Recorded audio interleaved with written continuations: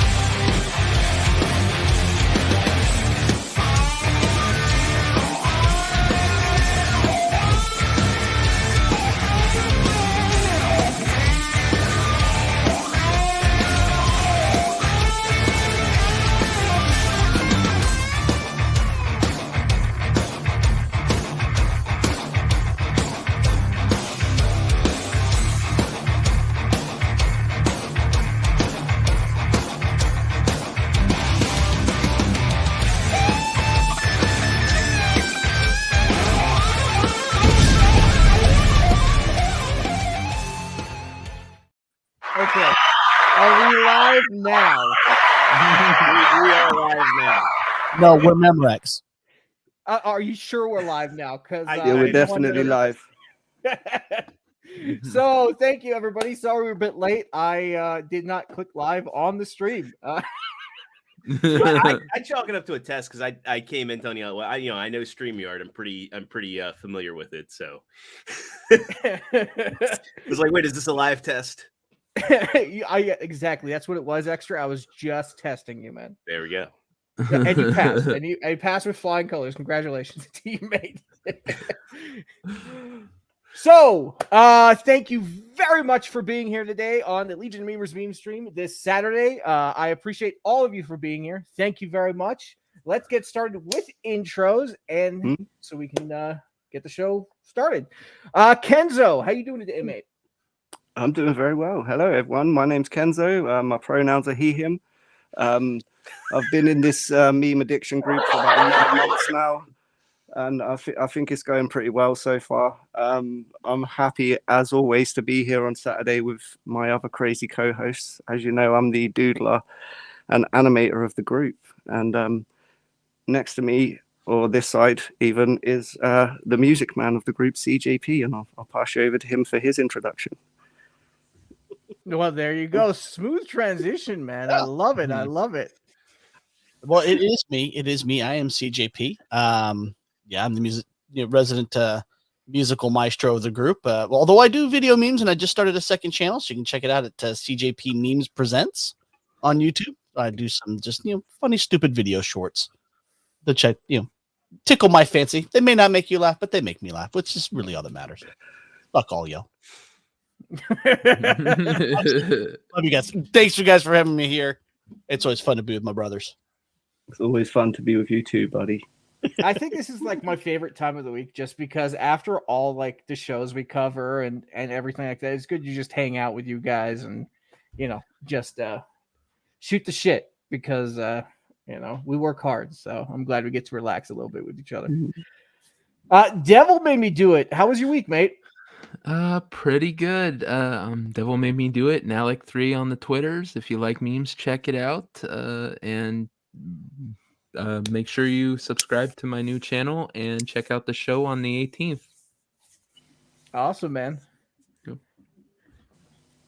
Oh yeah. And we have actually we didn't have a guest this week, but we did reach out to one of the newest members of the Legion of Memers, Extra Zero. Do you want to let the people know who you are, where they can find you, and what you do? Absolutely. So I'm Extra008 on Twitter. I post a lot of memes there. I post all of my meme content there, primarily outside of Discord. So if you're in the Side Scrollers Discord or any of the other ones associated with Legion, you might see some of my stuff there. But Extra008 on Twitter is the place to follow me for memes. I'm also the founder and host of the Figure Action podcast. We go live every Thursday night at 9:00 Eastern. If you're into action figures or collecting, we talk about Transformers. We talk about Marvel Legends, Black Series, McFarlane, Storm Collectibles, Figuarts, you name it. We talk about it there. This is very an escapist show for collecting. As Rox mentioned, I'm the newest member of the Legion of Memers, so primarily memeing side scrollers, but I do other content too, and there's a lot of Dermy memes out there now. And just kind of expanding the arsenal. And I also mod for side scrollers, so you'll always see me in those chats during the week.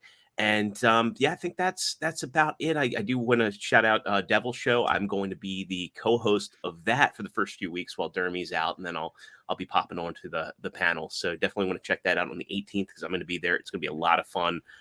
We kind of went over what we want to do for the first show, and I think people are really going to like it. Awesome, man. Yeah, we can't wait to see it. Unfortunately, I probably won't be on for the first show. I'll try and figure out a time to be on because No Green Rocks is a very busy person, but he really does want to be on. So, and I'm talking to myself in the third person. Thank you very much, everybody. I am Superman. If he wasn't scared of Green Rocks, leader, creator, and founder of the Legion of Memers. You can catch all of our links down in the description below. We now have a kit going. I'm still trying to figure out how to get that working. We do have a subscribe star if you do want to help the channel and help us expand. We would greatly appreciate it. We also have a Discord if you sign up for that, where you can, talk with all of us. We have some asks in there for you, and I will be doing a solo stream in the next few weeks to kind of help you guys get started making memes and doing video edits. So be sure to hit that subscribe button, hit the notification bell, and we will see you when we see you. So that's not the end of the show. That was just See you guys. Thanks for coming, everyone. So big shout out to everybody in chat. I appreciate you guys hopping in the middle of the day. DJ Axis says we work hard and we play hard. That is correct. It's always nice to cover other people's shows, but to sit back and hang out with everybody, that's also a lot of fun. John Connor says, cheers, gentlemen. You got this. I can't read an emoji. How do I read a freaking emoji? You got this emoji. Okay, there you go. Give the old Steve-O. We got Tina hopping in. Good afternoon, friends. I see you changed the name to Bad Take Motion. What was the bad take? I'm now curious. Hail to Legatus Legionus. Oh yeah, in your face. I can read now. Congratulations, man. Big shout out to Horny Alf, who was in Dallas this week. Oh, you know that guy? I know that guy. Oh, he's been posting some really good pictures on Twitter this week, making me have massive FOMO. But everybody have massive FOMO. I'm so glad that he had a nice time. Unlike Dermy, who gives massive homo, but Come on, he's not here to defend himself this week. So him and his boyfriend are busy. We also have Skirmitar in chat as well. So today on the Full Aussie, which is every Saturday, we got some more people hopping in. We got Princeton Phalanx. Thank you. Phalanx 59. Yeah. I was going to say something worse, so I appreciate that.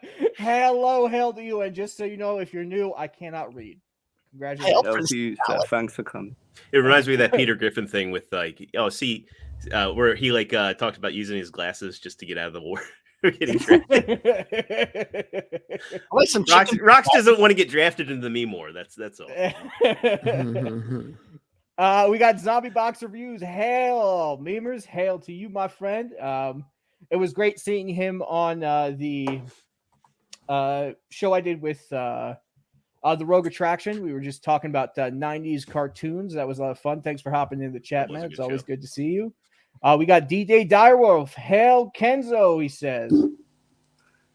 And okay, I wanted to make sure we get chat because I have not been great at that recently. So you're learning to read. You're doing the chat more. You're progressing, man. It's good. It's good to see. It's all, that's the great thing about the Legion, right? We've all kind of helped each other grow, from like where we began to where we are today is different worlds. And I'm really proud of everybody because everybody's starting their own channels.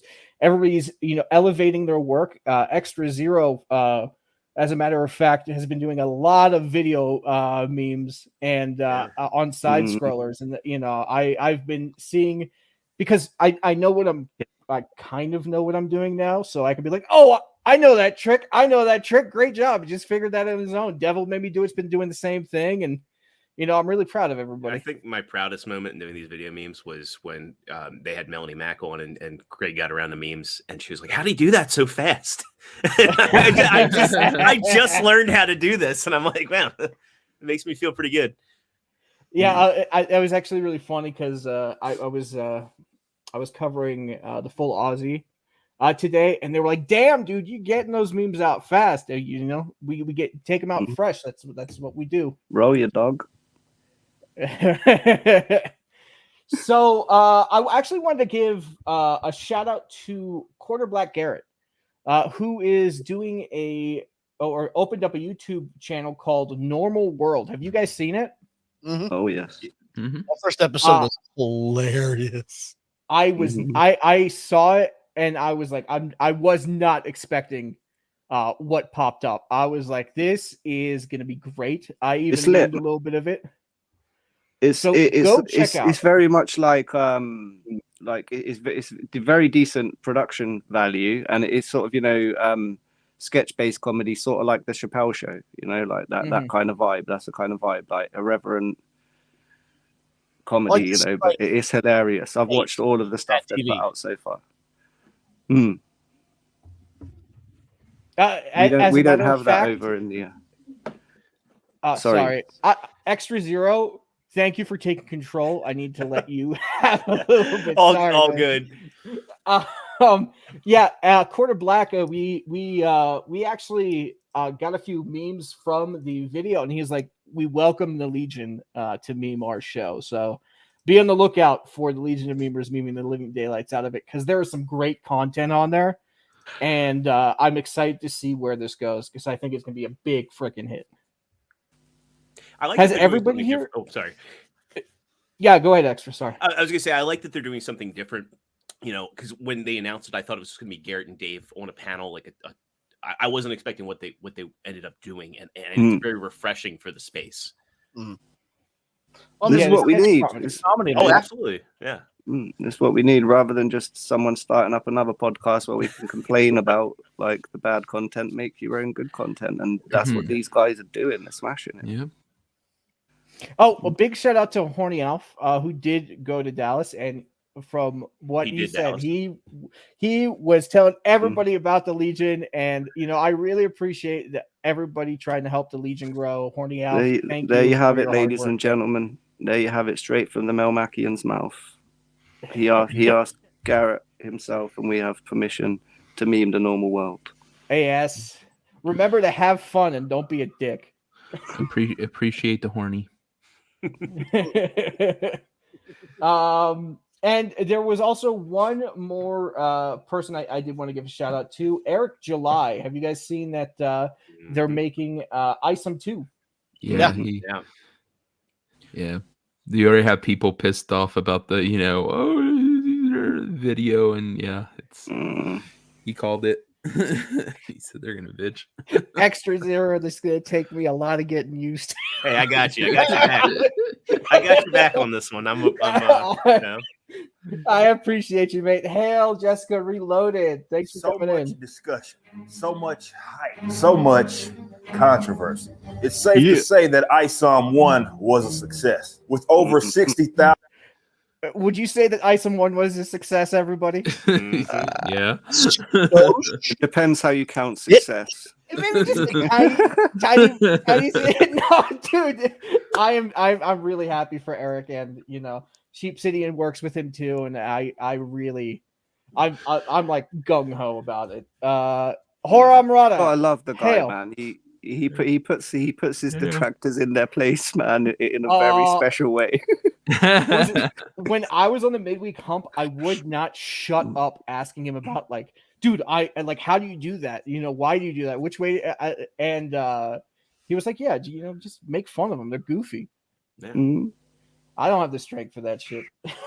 I don't know how I made it through most of that flashcast. With He him. has a very specific way of articulating it that I think that most of us on the panel probably wouldn't be able to do ourselves on YouTube, as you well know. I still think my favorite time he monetized the hater was when he finally got with Amazing Lucas, and god damn was that an endurance match. Mm-hmm. Just all Lucas could say, my guy, and I used to watch Lucas years ago, and I was like, oh Jesus. 1,000 books sold in one. Go ahead, sorry. Oh, I was just saying I like the one where the guy's all like, I have my own studio. I get all the girls. Yeah. I think my favorite one was where the guy was making fun of his comic, and it turned out to just be a meme. Yeah, and he's like, homie, zoom in on that panel. Where'd you get that panel? Hail Wookie Be Bad. Thanks for popping in, chat. Wonderful reviews from our great customers. I'm just glad you all were set. What does that say, Kuru? They are young Ripper pocket watchers. I've never heard that phrase before. Does somebody want to share that with me? Young Ripper pocket watchers. I'm guessing that he's trying to say that people are only they're not, because I've heard this going around. Like I got my copy of ISOM. I read it. I really enjoyed it. I wanted to see where it went. Is it a 10 out of 10? No, but no first issue is. You find me a first issue that's a 10 out of 10. I don't think it exists. Maybe outside of like TMNT #1 comes close in my book. But not to go off on that rant, I think there are a lot of there's this perception from them that people only care about how much ISOM made, and they didn't care whether it was a good book. They view it as this counterculture thing when it's not. It's a legitimate comic, and yeah. Well, it's like that dumbass on Flashcast. It's like, you only did this. They only bought it because they wanted a trophy in their wall to own the libs. Exactly. And so they look at it as like a trophy. Like, oh, look at how much money it made.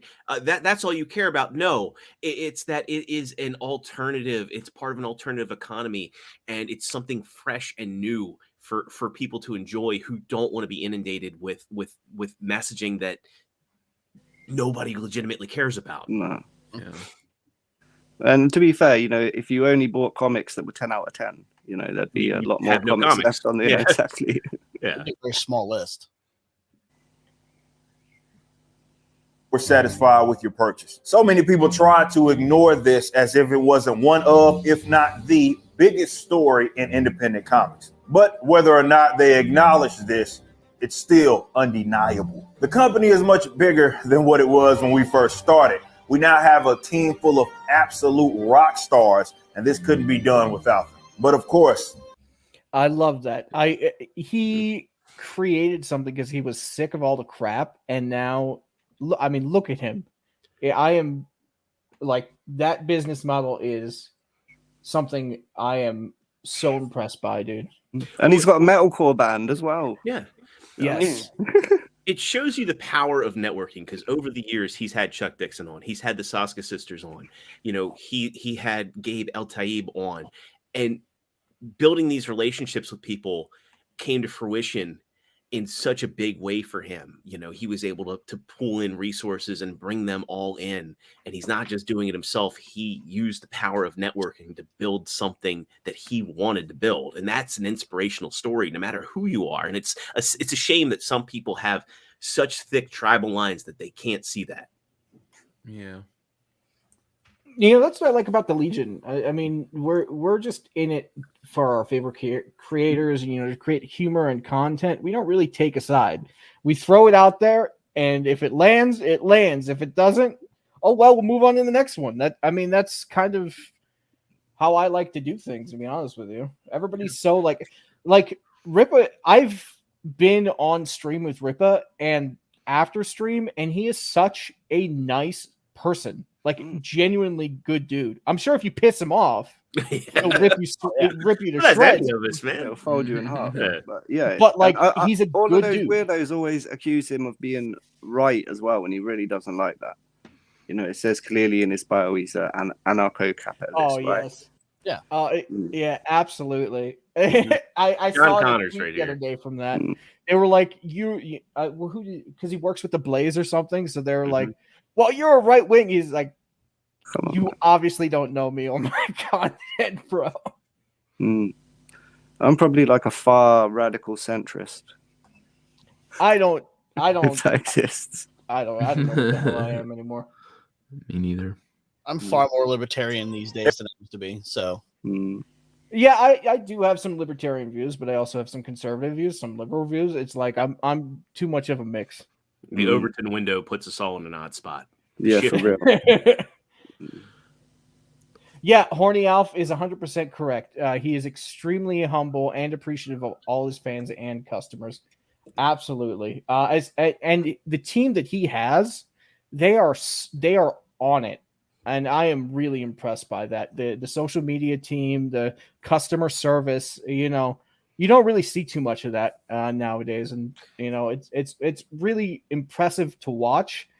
And yeah, for sure, if I ever get that big, I'm definitely stealing some of the way he does things. I got to say real quick, too, when I got my ISOM #1 and it showed up, I was not expecting it to come in the box that it came in. That was the most professional packaging. And I'm a big toy collector. I mean, I have one of the largest collections of Transformers on the East Coast of the United States, period.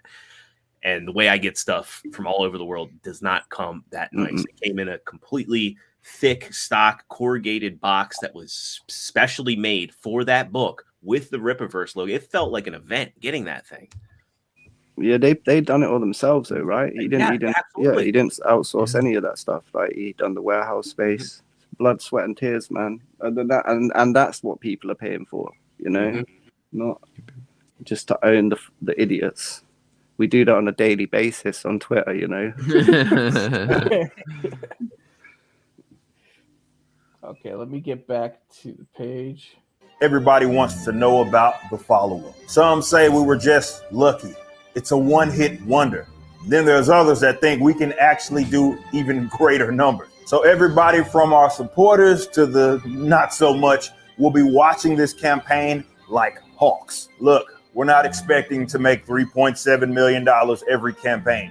That is an unrealistic expectation. But if we make just even a sixth of that, it's still a huge success and we'll be able to reinvest. What truly matters is that those of you that purchase the product are happy with it. We have an entire universe to build for you, and I'm just thankful for this fandom. Your passion is inspiring. Our customer base ranged from old school comic book lifers to others that made ISOM #1 the first comic book purchase ever. And now ISOM 2 is on the horizon. And I have a feeling it's going to get you all talking again. Bro, I got Hell yeah. goosebumps. Heck Amen. yeah. June 12th, pre-order. Buy it. Absolutely. Go to the Rippaverse website and get that issue 2. Hail Sheep. I was just talking about you, mate. But I can't wait. I am so excited. I also hope like a little bit further down the line we get some motion comics. Yeah, that'd be awesome. I am too. so into those. And hail to you, Culture Casino. Love you, mate. And drive safe. It was great seeing pictures of you with everybody. Even though we couldn't be there, the Legion did have representation over there, so we got to, share a little bit in that.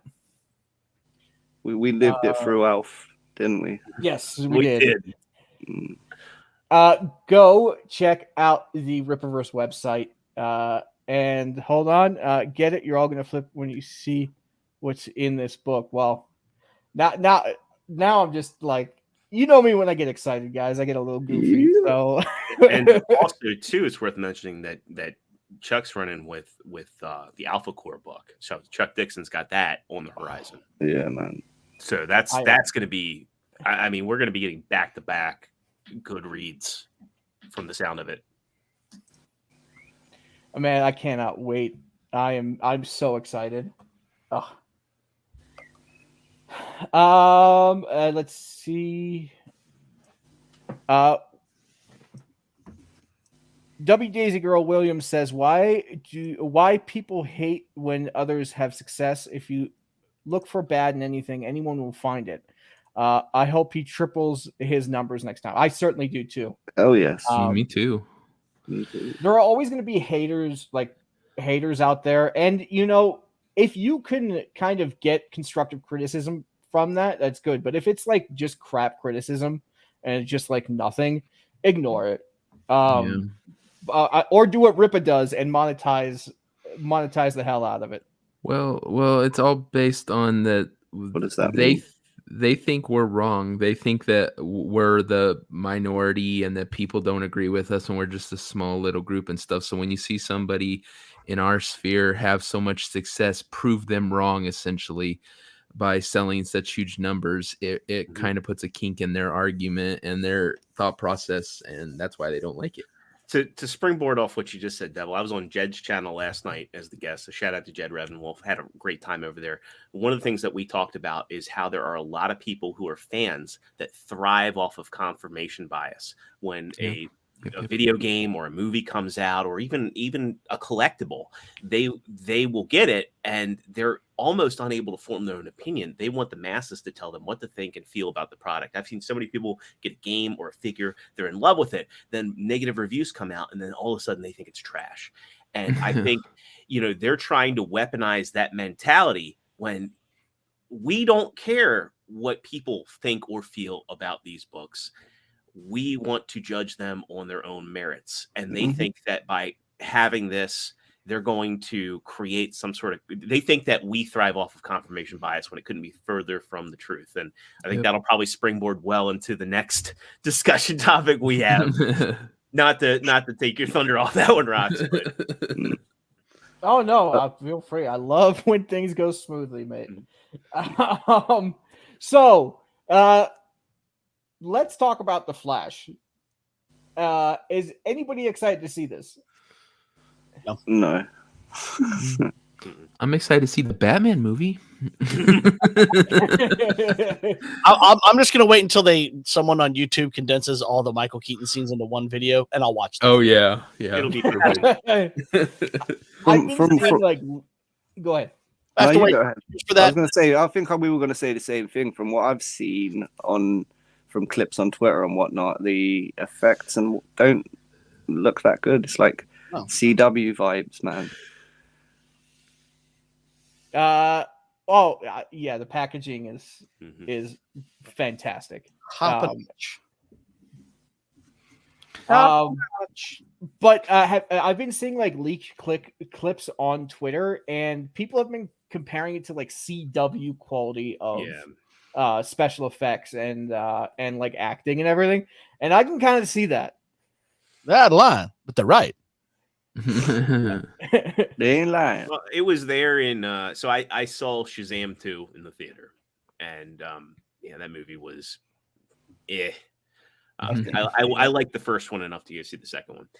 But yeah, there's just something strange going on with the special effects teams being stretched so thin. You see it in Disney, and now I think you're really seeing it with Warner Brothers, and it's not a surprise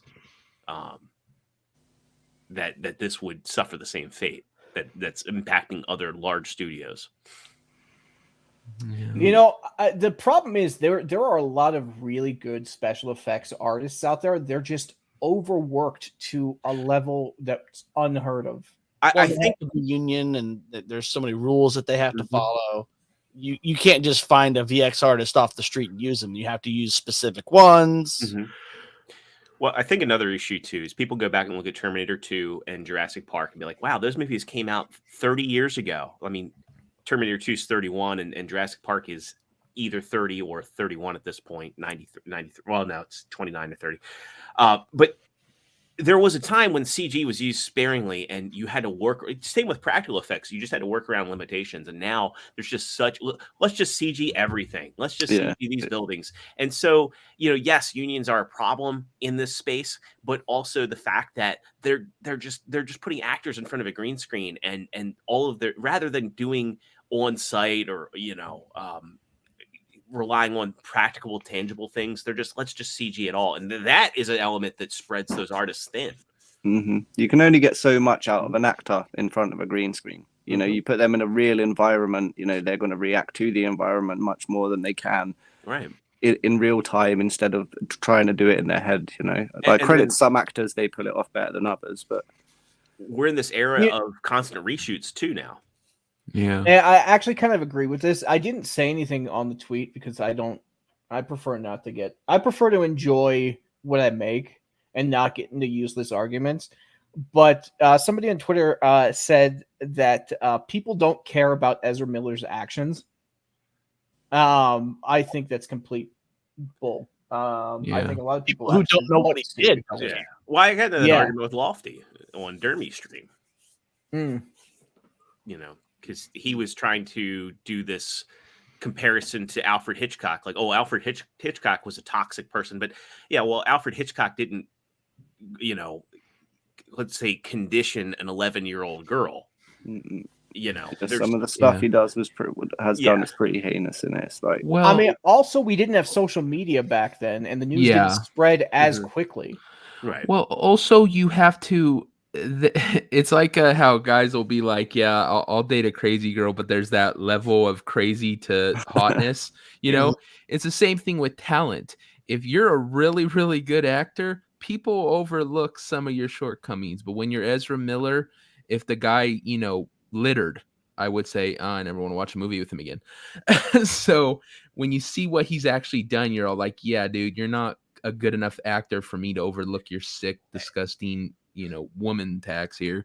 And there's physical proof. There's physical proof of it. And it's just the same people that want to say, well, it's not cancel culture, it's consequence culture. Well, it's like, I don't like Marvel movies. I don't watch Marvel movies, but I feel for Jonathan Majors because he's being canceled off allegations when there's physical proof that Ezra did the stuff that he did.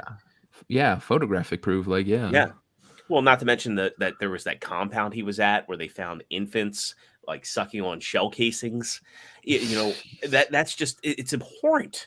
And I don't want to go down that rabbit hole or derail, but it's just... He's obviously being protected for a reason, like without sounding tinfoil hatty, like... A level of privilege that exists that you can't deny. Yeah. Got that alphabet mafia I don't think it's just... I think that's more him using that as a excuse. 100%. For the stuff he's doing, that's how it's seen. Because he is it. And for a way to get out of stuff. You see him with the cops saying, I don't want to be searched by a man. I don't want to be searched by a man. I'm trans, I'm binary. That's privilege.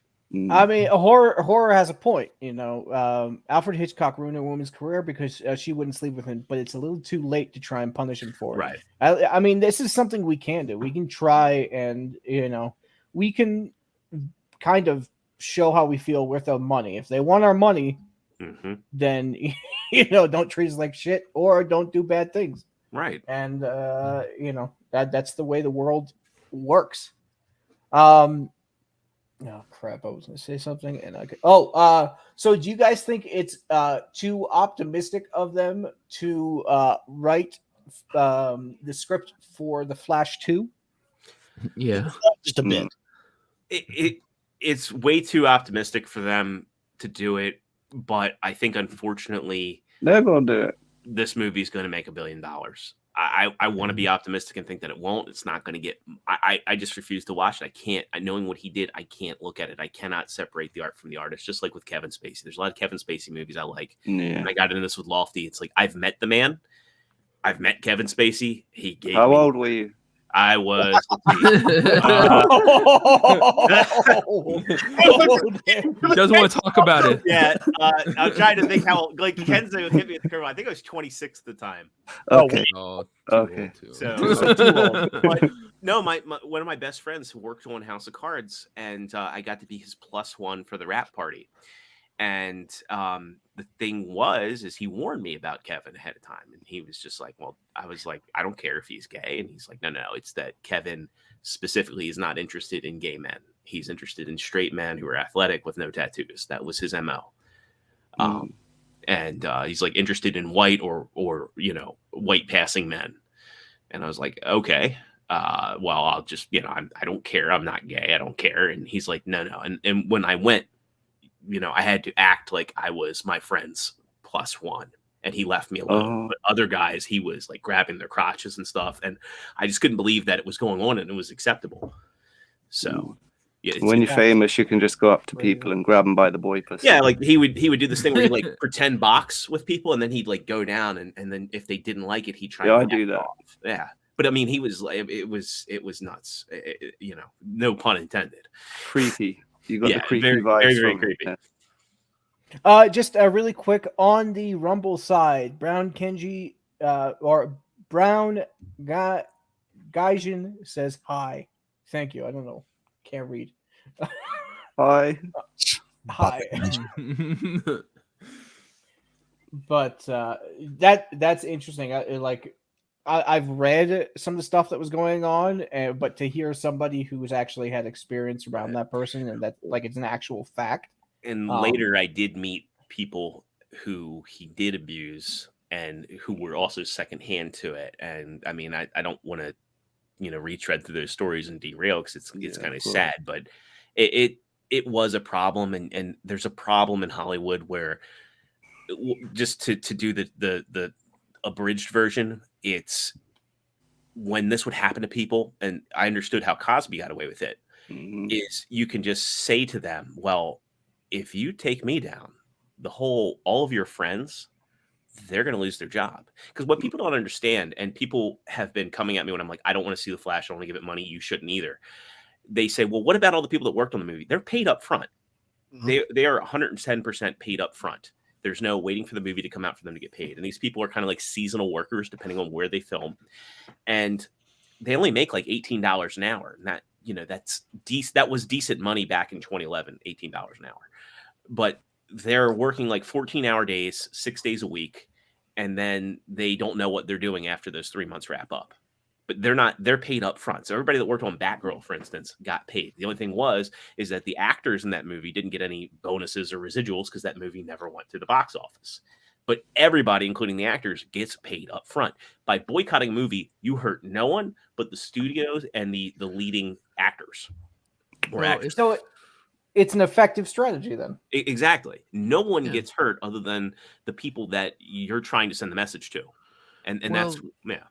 If they would use that for everything, like the Budweiser boycott, they would say, oh, don't do that because you're hurting those employees. Well, if that's the case, that's the perfect way to never have you stand up for your laurels. Exactly. Yeah. Speaking of boycotts, we're actually going to talk about a subject we have to be super, super careful about because YouTube will hit us, and then our channel will Side scrollers had to switch to Rumble the other day for this one. Did they have to switch for the whole clip for the? They did clips, 1 hour on YouTube, and then they did the two. I guess, God, that was a long show, but they did an hour and a half plus on Rumble. A hail to Paul Hotdugan in chat. I think he was on the last show, if I'm not mistaken. We've been using his music and memes, so hail to you, my friend. Thank you so much. So what I'm going to do is I'm not going to play the video, but we're going to have to be a little careful about how we talk about this. Extra Zero, do you want to take point on this one? Yeah, so everybody, I think, is aware right now of what's going on with Nick Merckx. And Nick Merckx is he's not a Call of Duty streamer primarily, but he's a streamer with FaZe Clan. And Nick came out with a statement on some of the protests that are going on. And again, we're going to skirt around this a little bit if you do your homework. And I'm sure everybody watching already knows what's going on. But he had a very, very, very nuanced statement of this wouldn't be happening unless you left the little kids out of it.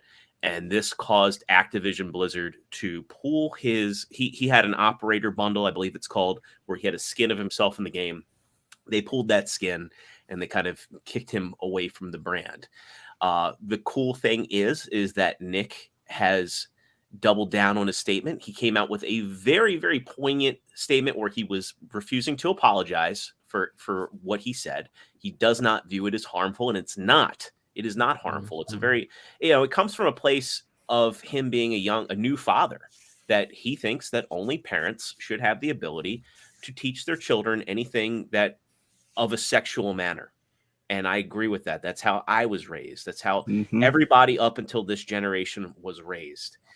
And I think that that's correct. And I think that that's, it comes from a place of someone who is an actual father. I'm not a father, but I have a nephew and I have nieces and nephews that from, they're my cousin's kids. I have little kids around me that I want the best for them. And that's what he wants for his son.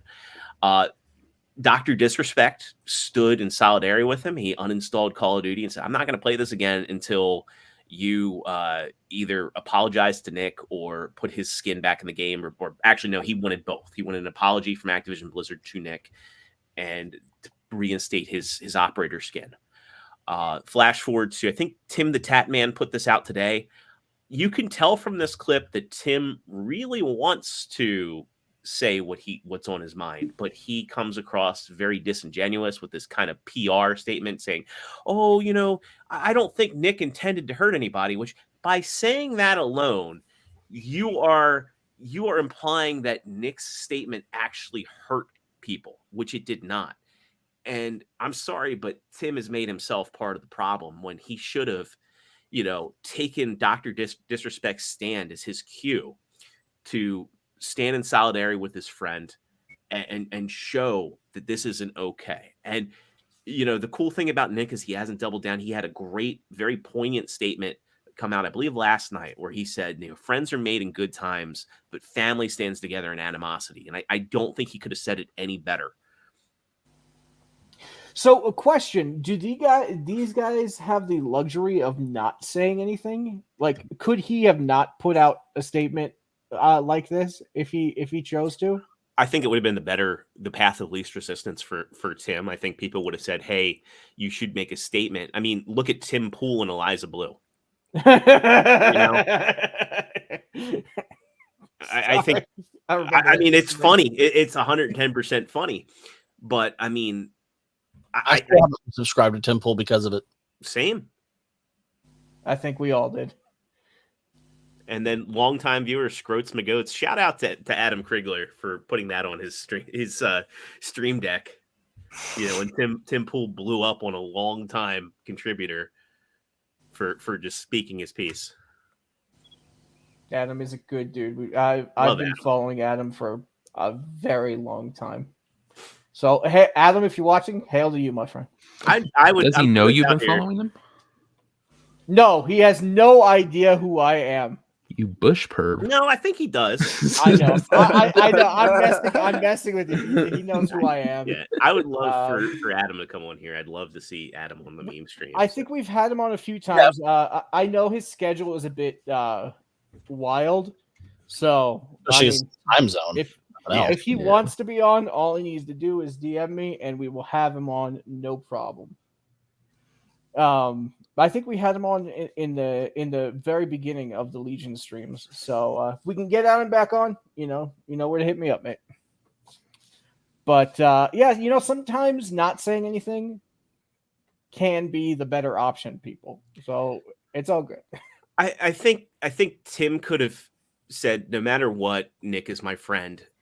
Like when Sydney Watson was going through the drama with Elijah Schaefer, I think the quartering handled it the best way he could. He left it at, Sydney's my friend. I don't want to get in the middle of this. And some people view that as cowardly. I didn't, because like Jeremy, the quartering was put in this awkward spot where, there was drama going on with Elijah Schaefer and Sydney Watson and the Blaze. And Jeremy has a show with Sydney that he wasn't about to end. They just started it.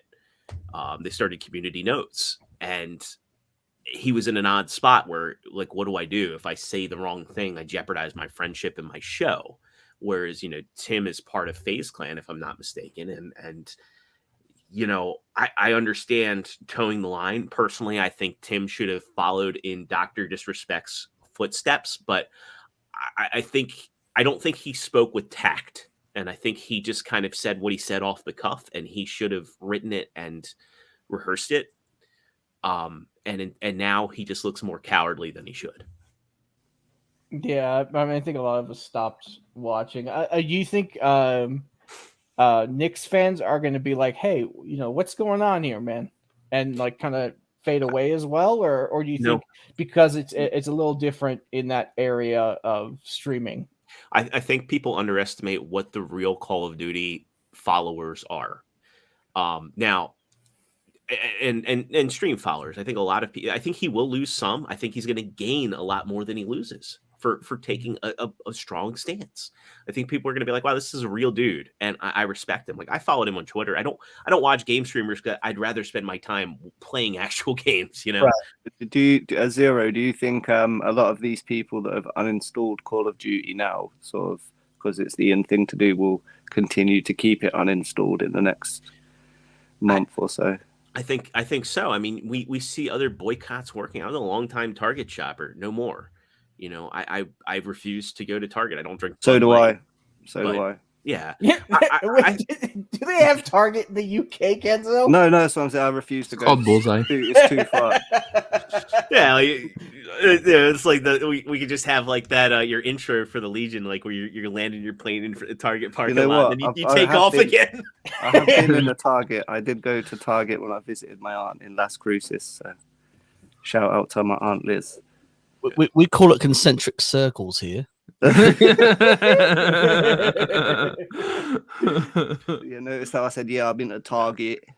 And for people that aren't in the States, I did go in the store, and it is just as bad as what you saw. They had when you first walked in, they had the kids' clothing right there, dead center in the entrance this year, and it's enough. I think people will leave COD uninstalled, and just like with the Bud Light boycott. So it's funny. Before I came on the stream, I was running errands. I went to the liquor store, and there was a beer that I've been looking for from Leinenkugel.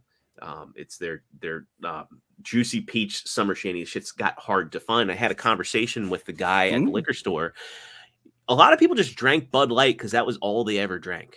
And now we're starting to see other beer brands sell out, not because there's a shortage, but because people are starting to look elsewhere, and they're looking at smaller breweries. They're looking at independent brewers. They're looking at beers that they never had before. They're expanding their horizons.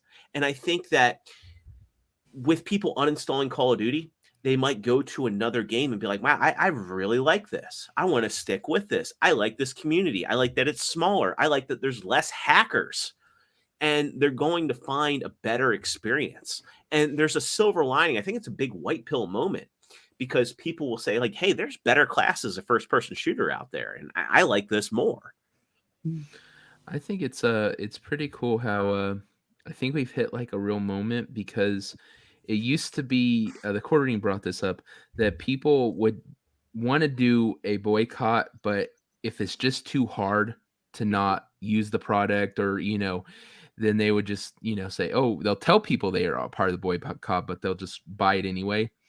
And I think we've hit a real moment, because you're really seeing people stick to it now. Even though it's a little tougher, they're all like, yeah, I could go to Target, but you know what? I could also drive another 10 minutes and go to Walmart. And same thing with beer. Yeah, I can get Bud Light because they're giving it away free, essentially. But maybe I'll buy this one, even though it might be $1 or $2 more. According to Garth Brooks, we're all just being assholes, though, right? Well, look at his wife that he cheated on, and one of her best buddies, who they stunk up the Food Network together, and you can kind of see why he's in that mindset. But he wants to bring back Chris Gaines. I ain't taking any advice from Garth Brooks. Yeah, I'm not a country fan, but I do have a lot of respect for John Rich. I absolutely agree with Horror on this one. Boycotts are getting to stick better right now, partly because of how tightly the economy is. We're getting tight. It's easier just not to spend the money, and I very much agree. That's an awesome point too. Yeah, that's You very know, true. Yeah, they picked a bad time with the economic standings to try and push this stuff as hard as they are. Hmm. I'm glad to see people are starting to push back a little bit and not get the rabid weirdos screaming down at them. Or they are, and people are just, have heard it so much now that they just think, yeah, whatever. Another element to this too is that these companies think that they were such big institutions that they could push whatever they wanted because they thought they were the only game in town, and they're finding out the hard way that they're not. And I think they also thought, well, that everyone else is doing it. Yeah. Like look at Illumination. They're poised to surpass Disney in animation. Mm-hmm. Now, I think DreamWorks is making a big mistake with How to Train Your Dragon. We're not going to get into that today, I don't think. But That one. Yeah, it's. I think people have been tired of it for a while, but the where it's gone with the kids is the step too far. I think that's the straw that broke the camel's back. People are like, well, this is when it gets personal. This is when it gets different. Yeah, most normal person's, feelings towards children is nurture them and protect them. Right. Yeah. Well, they maintain innocence in children. I mean, it's funny. Let them be children as long as you possibly can. Keep the magic alive for them. My youngest cousin is about to be 17. And when she was a little girl, one of the things that I noticed was she had no imagination. She had nothing to foster imagination because she's part of the smartphone generation. She wanted everything instant. There was no building to anything. There was no, we'd sit there and try and draw together. And she'd be like, can you draw this for me? And I'd be like, well, why don't you draw what you want to draw? Why don't you imagine it? I don't know how. And, it's just kind of sad to me that there's no real wonder for most kids anymore. Because you can simply look it up on the phone. That's why I think what we do is actually pretty important in this world, right? Because we're watching something and we're taking what people say, using our imagination, and then creating something to kind of level it up. The memes are just ideas for other people to run with and make their own memes. Hail, Blab. Oh, hello, Blab. That's why I like things I call meme upgrades. It's like where somebody else has a meme and you kind of still give credit to the person who originally made it. Right. But you take it and then you change it, to something else. Because I love seeing people's perspective. And, people talk to me about, video editing and memeing and things like that. They're like, aren't you afraid, if somebody says something, it's going to be an exact copy of, whatever it is that you make because you're making it at the same time. It's like, no, everybody's imagination is different. So if I make something, I'm seeing somebody else's perspective on, something else when they make their own. It's always fun to see that, someone's take on the same idea, even if they're Beetlejuice meme. Yeah. That thing. Yeah, that I mean, running wild. It happens all the time with Extra and myself when we're doing the side scrollers. Yeah, we'll DM each other aside like we had the same idea. But I mean, they're different and they cause different reactions too. And that's what I love. I like seeing people's reactions to it. Diversity of memes is true diversity, says Horab. Exactly. We're all about inclusion and diversity here at the Legion, as you know. Yeah, we have women, we have people of color, we have different races, different religions, all of us. We got older, we got younger. Memes know no bounds, I guess you could say. But speaking of memes, we're about halfway through the show. So what do you think? We guys take a meme break right now. I'm down for that. It's a meme break. It's time for the meme. It's a meme break. Oh, we need that. Somebody clip that. We need that. I'll go back for it. We can I gotta take you through the video clips on StreamYard so you can get some of this stuff in here. Oh yeah, I have no idea what I'm doing. We'll make I can do what I do and I can do it really well, but when it comes to something else, I actually have to learn it and take time. I have no idea how many hours I spent learning all this stuff. But here we go. First meme of the day.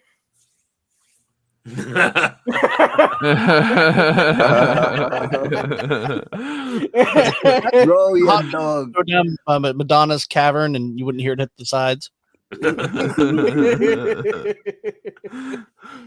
Please help my Kenzo. He's very this is sick. based on full Aussie lore. This one.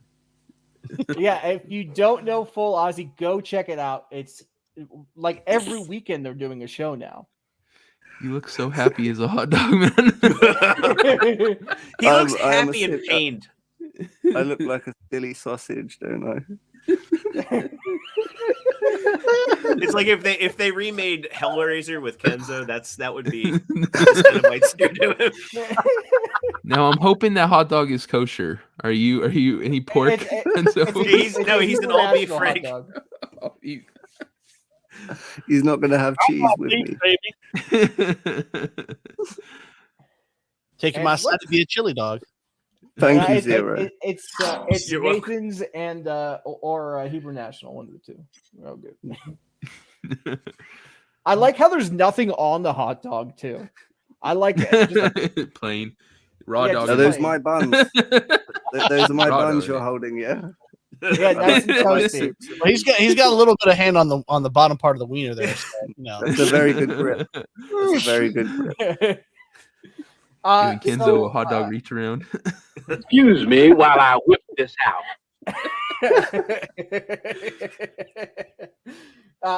Kenzo, or excuse me, Extra Zero made a video clip. So let's go check this one out. Oh yeah, this was in response to someone asking. He is there. I want to believe.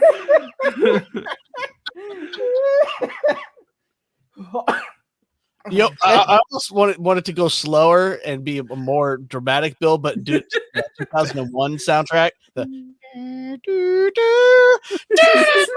That'll be the next one. We'll have Smoky Man floating through space. He's the obelisk that the monkeys are pounding on. You got to make one of the Big Bang, and he just comes flying out. Oh man, that was good. Hail the smoking man. Hail to you, my friend. Oh god, now I kind of want to do the Monty Python bit where the Yeah, hand keeps trying to steal the fig leaf from Michelangelo. You could also have the one where Eric's like getting frustrated with the guy, and it's like, I'm afraid I can't let you do that, Eric.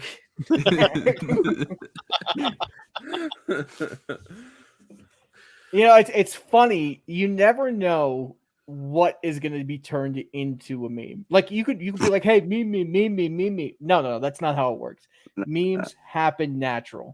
Yes. Speaking of more memes, here we go.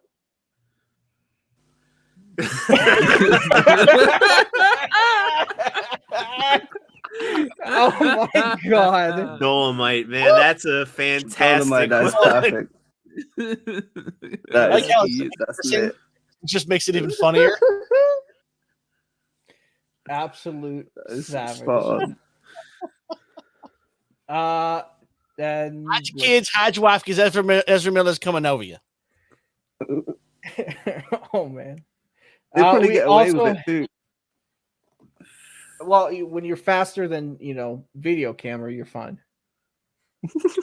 Just change the trench coat to a multicolored rainbow jacket, and he'd be fine. As much as Stop the rest of the kids for not watching him. as much as I dislike the Seth Rogen today, did you ever see the movie Observe and Report? I haven't seen that in so long. There was like a plot line in that movie with a flasher, and God, you could take that. There's just the end of the movie is like this flasher, like they've like resolved the main plot, and the flasher comes back, and it's just the flasher flashes them, and it's just this chase sequence with this guy with his junk out to the Pixies. Where is my mind?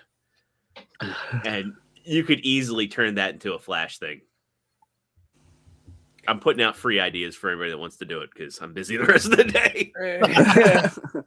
Oh no, I feel you, man. I'm glad Oh, you've no. been like picking up the slack for all of us. Well, dude. I was on a secure site 4 days this week, so I'm like, I had to come back full force. Yeah, I hate those weeks where you're like, okay, real life is getting in the way, and then you're like, okay, I need to make this next one good. If I don't, then I'm a failure. Oakley, you're not wrong. I liked that scene in the movie. I'll put it at that. Oh, by the way, Full Aussie. I don't know if you guys saw Full Aussie this morning, but they put Goofy, the Goofy movie, in like a really low tier in the ratings, and that hurt. That physically hurt my soul. That's one of my favorite movies, guys. Do you want to talk about it, dude? Or... No, I memed it. I'm fine. The only thing I wish you had done is put Mazza on Powerline. Oh, oh, total missed opportunity. Oh, man, this makes me so sad, man. There's still time. Okay. We can always get back to it. So we have a sneak preview of one of the topics that's also about to happen. Coming from EO1 Productions with producer Lorenzo D. Bonaventura, the Mrs. Potato Head movie. No, Skirmitor, you are wrong. You are all wrong. It did not get what it deserved. You guys have no childhood. I'm very sad. The Goofy movie was awesome. It was. It's one of my favorite films. Well, I mean, it has one thing that Disney hasn't done since then. A positive male father figure. Yeah. That's true. I mean, say what you will about Goofy, though. He's a fantastic dad. Oh, absolutely. What is it? What is he, though? He's a dog. He's a which dog. makes He's his a dog, relationship to Pluto very awkward. And also the fact that he has a son implies that Goofy, did the deed. Goofy fucks. Yeah. Yes. I mean, when you're that funny, come on, man. What was the old joke? Mickey and Minnie are the marriage counselors, and the marriage counselor says, "Mickey, why do you keep calling Minnie crazy?" I said, "I didn't say she was crazy, Doc. I said she was fucking goofy." Hail cell shaded dog. Yeah, hail to you, man. Cell, like, go check out his channel. He's like in Gargoyles. What the fuck was Bronx? He was a gargoyle, but he was acting like a dog. That's all. If you guys haven't seen that show, go watch it ASAP. It's a great. Most of the TNG cast is on there too, which is great. And several Star Trek Next Generation actors. Oh, that's true. Yeah. Is Jonathan and Miranda Sirtis. Well, no, I said TNG. I thought you were saying. You said TNG. I thought you said TNT. Like I thought you were saying. For whatever reason, when you I thought you said LGBT. No, that was the first 2 seasons of Picard. But yeah. So to go back to that meme that was done a second ago about Amy Schumer, apparently she was supposed to be in that Barbie movie, but because it wasn't feminist enough, she did not do it. Which casting director asked her to be in the movie? The one who hates the property. Well, there was that Simpsons joke about how Malibu Stacy was originally made out of potatoes. So, yeah. Can we get based Barbie from Toy Story 2? I miss based Barbie. So, what do you guys think? You think this was like good or bad or what? Yeah, I think it was the best thing that could have ever happened to that movie because Margot Robbie, she's not my favorite or anything, but I like the fact that she just kind of, for the most part, keeps opinions to herself. I think she's got universal appeal. And I think that in the same way, I think in the same way that, that Lady Gaga is going to be polarizing to the Joker sequel, I think that Schumer's absence is going to be... Again, I'll watch the Barbie movie at some point. I like Ryan Gosling. I think it just looks like it has Lego movie vibes. If Schumer was in it, I would avoid it like the fucking plague. Yeah, that's like what Oakley says in the chat. Who do you think she was going to play? Do you think she was going to be Barbie? Yeah. Well, I mean, I did see the trailer where all the Kens were talking about beaching each other off. So I'm a little worried about that. I don't know. From what I've seen of Ryan Gosling, he does comedy pretty well. There was one he did with Russell Crowe, which like The Nice it was Guys. like a Or yeah, no, Nice that wasn't Guys. it. But No, Nice no. Guys was that was the Nice Guys. Yeah. I enjoyed that movie a lot. I thought that was really funny. So if Ryan Gosling's in it, it can't be horrible. Gorlak the Destroyer is Barbie. I'm a 10. That I'm man is in your bad. DMs. Come on, Barbie, let's go party. You know that song in there. So I did. We got a topic from you, Extra Zero, about Capcom. Oh yeah. And I was wondering because I'm not the biggest gamer in the world. I just didn't have the opportunity as a kid to play all these games. I did go to arcades and things like that, but those were the ones my dad took me to. I was never hanging out with friends going to the arcade. Is So this the localization thing, Zero? Yes, it is. So, yeah, this is about how Capcom's declaring that simply translating games developed under Japanese norms can end up hurting users, which, look, Japan is a and I mean semi-conservative country. The fact of the matter is they think that traditionalism or things that kind of resonate with Japanese culture are going to be hurtful to the West. And again, I think this is misguided and misdirected in the sense that they are looking, and I talked about this on Jed's channel last night, is my theory about how Twitter, Reddit, and Tumblr, the people that corporations and politicians look to are the very fringe minority who have time on their hands because they can be the loudest voices in the room. They get recognition. And I think that they view them as the majority when they're not. And so now, and also too, the people that are working on translations in, the American studios for Capcom are probably activists. They're looking at some things like, well, we need to change this. We need to be inclusive, when really it's just make the game its authentic version. They're getting in the way. Nintendo of America kind of has this problem where, Animal Crossing now, it's like you can't choose your gender. You have to choose your style, and it just comes across awkward to most gamers. So it's style. What are you talking about? Street Fighter 6, like, unfortunately, and I own Street Fighter 6. And again, I want to debate with Lofty again over the host of Street Fighter 6, which he claims is a Ruby Rod parody. I don't see it as that. They're just kind of doing things that are unnecessary in the name of inclusion, but really they're excluding and kind of alienating and making normal users feel awkward in the process. That's typical of pandering, though, isn't it? Yes, absolutely.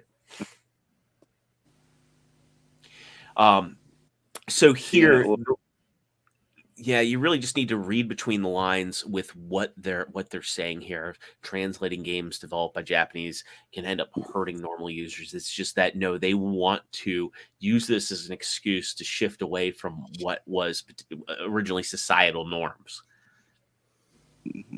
I had no problem with any of the former Street Fighter rosters. I can't think of anything that. No, nothing that particularly stood out as a clash of the cultures. Yeah. When was the last time Capcom made a new game? Well, there's Street Fighter 6. I mean a new game, not a retread, a sequel, remake, anything like that. I'm talking a new IP. It's not Resident Evil, Mega Man, or Street Fighter.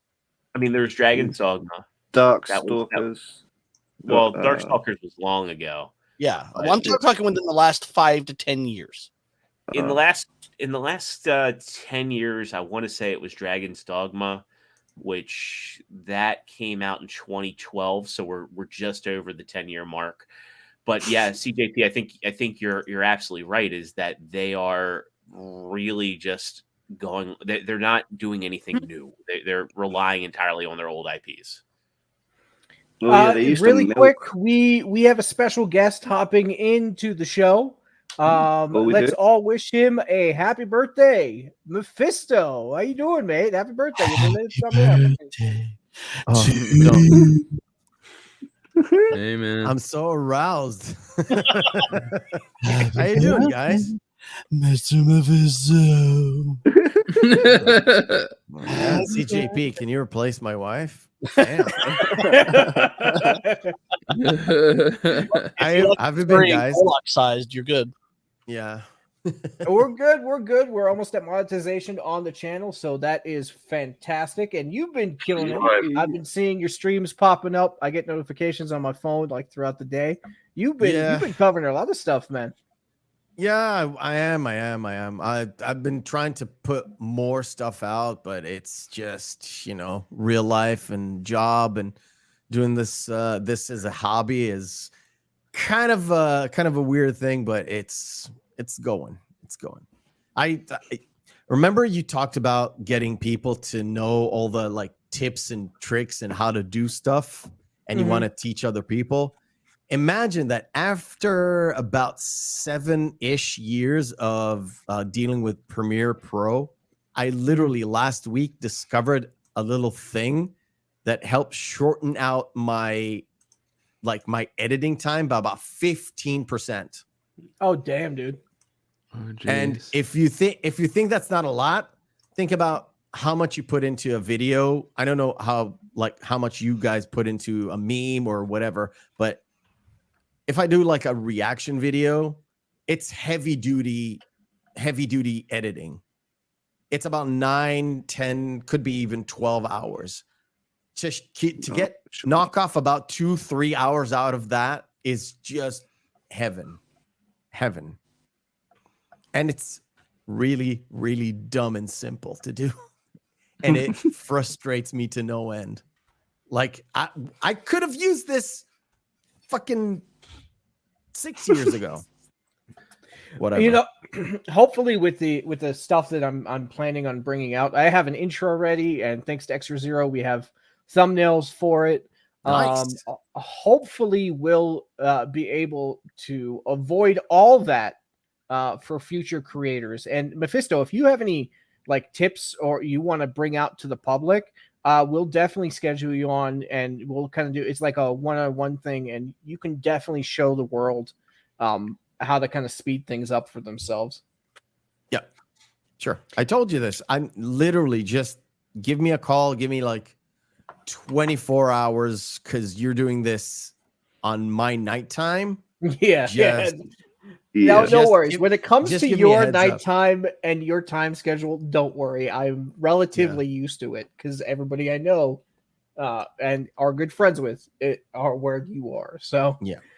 I just saw something pop up on my feed that apparently somebody wants somebody says, give me your best memes. So if you guys have a screen recorder, get that ready right now, because what we're going to do is I'm going to spotlight this, and I want to see your best work. Make sure you tag the Legion of Memers when you make this. Here's a full screen image. You can use a chroma key to remove this blue and then put whatever background you want in the back. So let's check it out. I don't know if there's music. I guess there's not music. Good. Well, no, because you need to pick the music for this. Yeah, everybody go have fun. And make sure to tag Culture Casino. Make sure to tag the Legion of Memers. We want to see memes of Culture Casino, what he's dancing to in the background. So have fun with that. I'm sure Culture is going to love this. For some reason, I see Egypt at the background. Culture wearing a pharaoh's hat. And, I don't know why. King Tut. Music, So if you guys have a screen recording app, use that right now, or go back and scroll back a little bit and record it, and then use whatever video editing tools are at your disposal. There's no right or wrong way to do it. Just have fun with it. I personally recommend CapCut because it's the easiest way for beginners to learn how to do this. And I will be. You're using Premiere Pro. Ultra Key is your friend. Does that cost money? Premiere Pro. Oh yeah, it's okay. I think it's $38 a month. Or you could go to like friendly sites and exactly friendly sites. Here you go, CJP. Paul wants to do a stream with you to show how to get the breast audio in your stream. I don't really make a sound. I mean, you're at the wrong angle, can. man. You got to bend over. You get like a balloon. You get like a balloon, and you put it up to the mic, and you like gently squeeze, but also let go, so it creates that little sound. When I honk it, I kind of get a oh shit.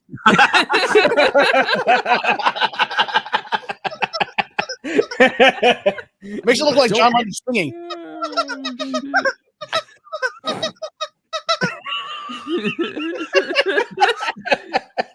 You know what that's to me, you know what it sounds like? Have you seen Alice in Wonderland, the original? Yeah. It's one of those The flowers things that in the forest when she cries that comes up to her. That's where they are. Yes. Or in Roger Rabbit is one of those things that get out of the crate and then the judge the shoe. dips it. Oh yeah, the shoe, The shoe that gets dipped. Oh, I don't understand how Gen Xers got so soft because we watched movies like that where he straight up murders a shoe.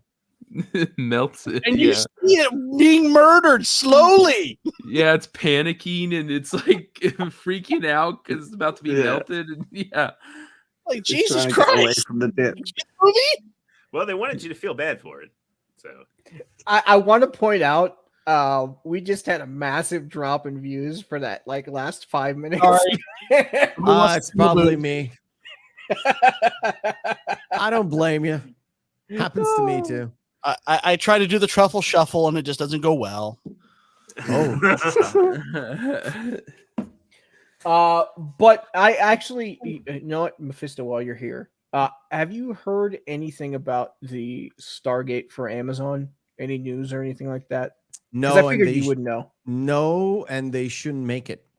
No, I know. I mean, generally speaking, I've got it up to here with like remakes, redos, reboots, all that stuff. It just fucking I'm done with it. I'm waiting for like new IPs. You can use like old ideas, but do it in a new IP. If you can take Battlestar Galactica and make it new, but don't call it Battlestar Galactica. Have the same story.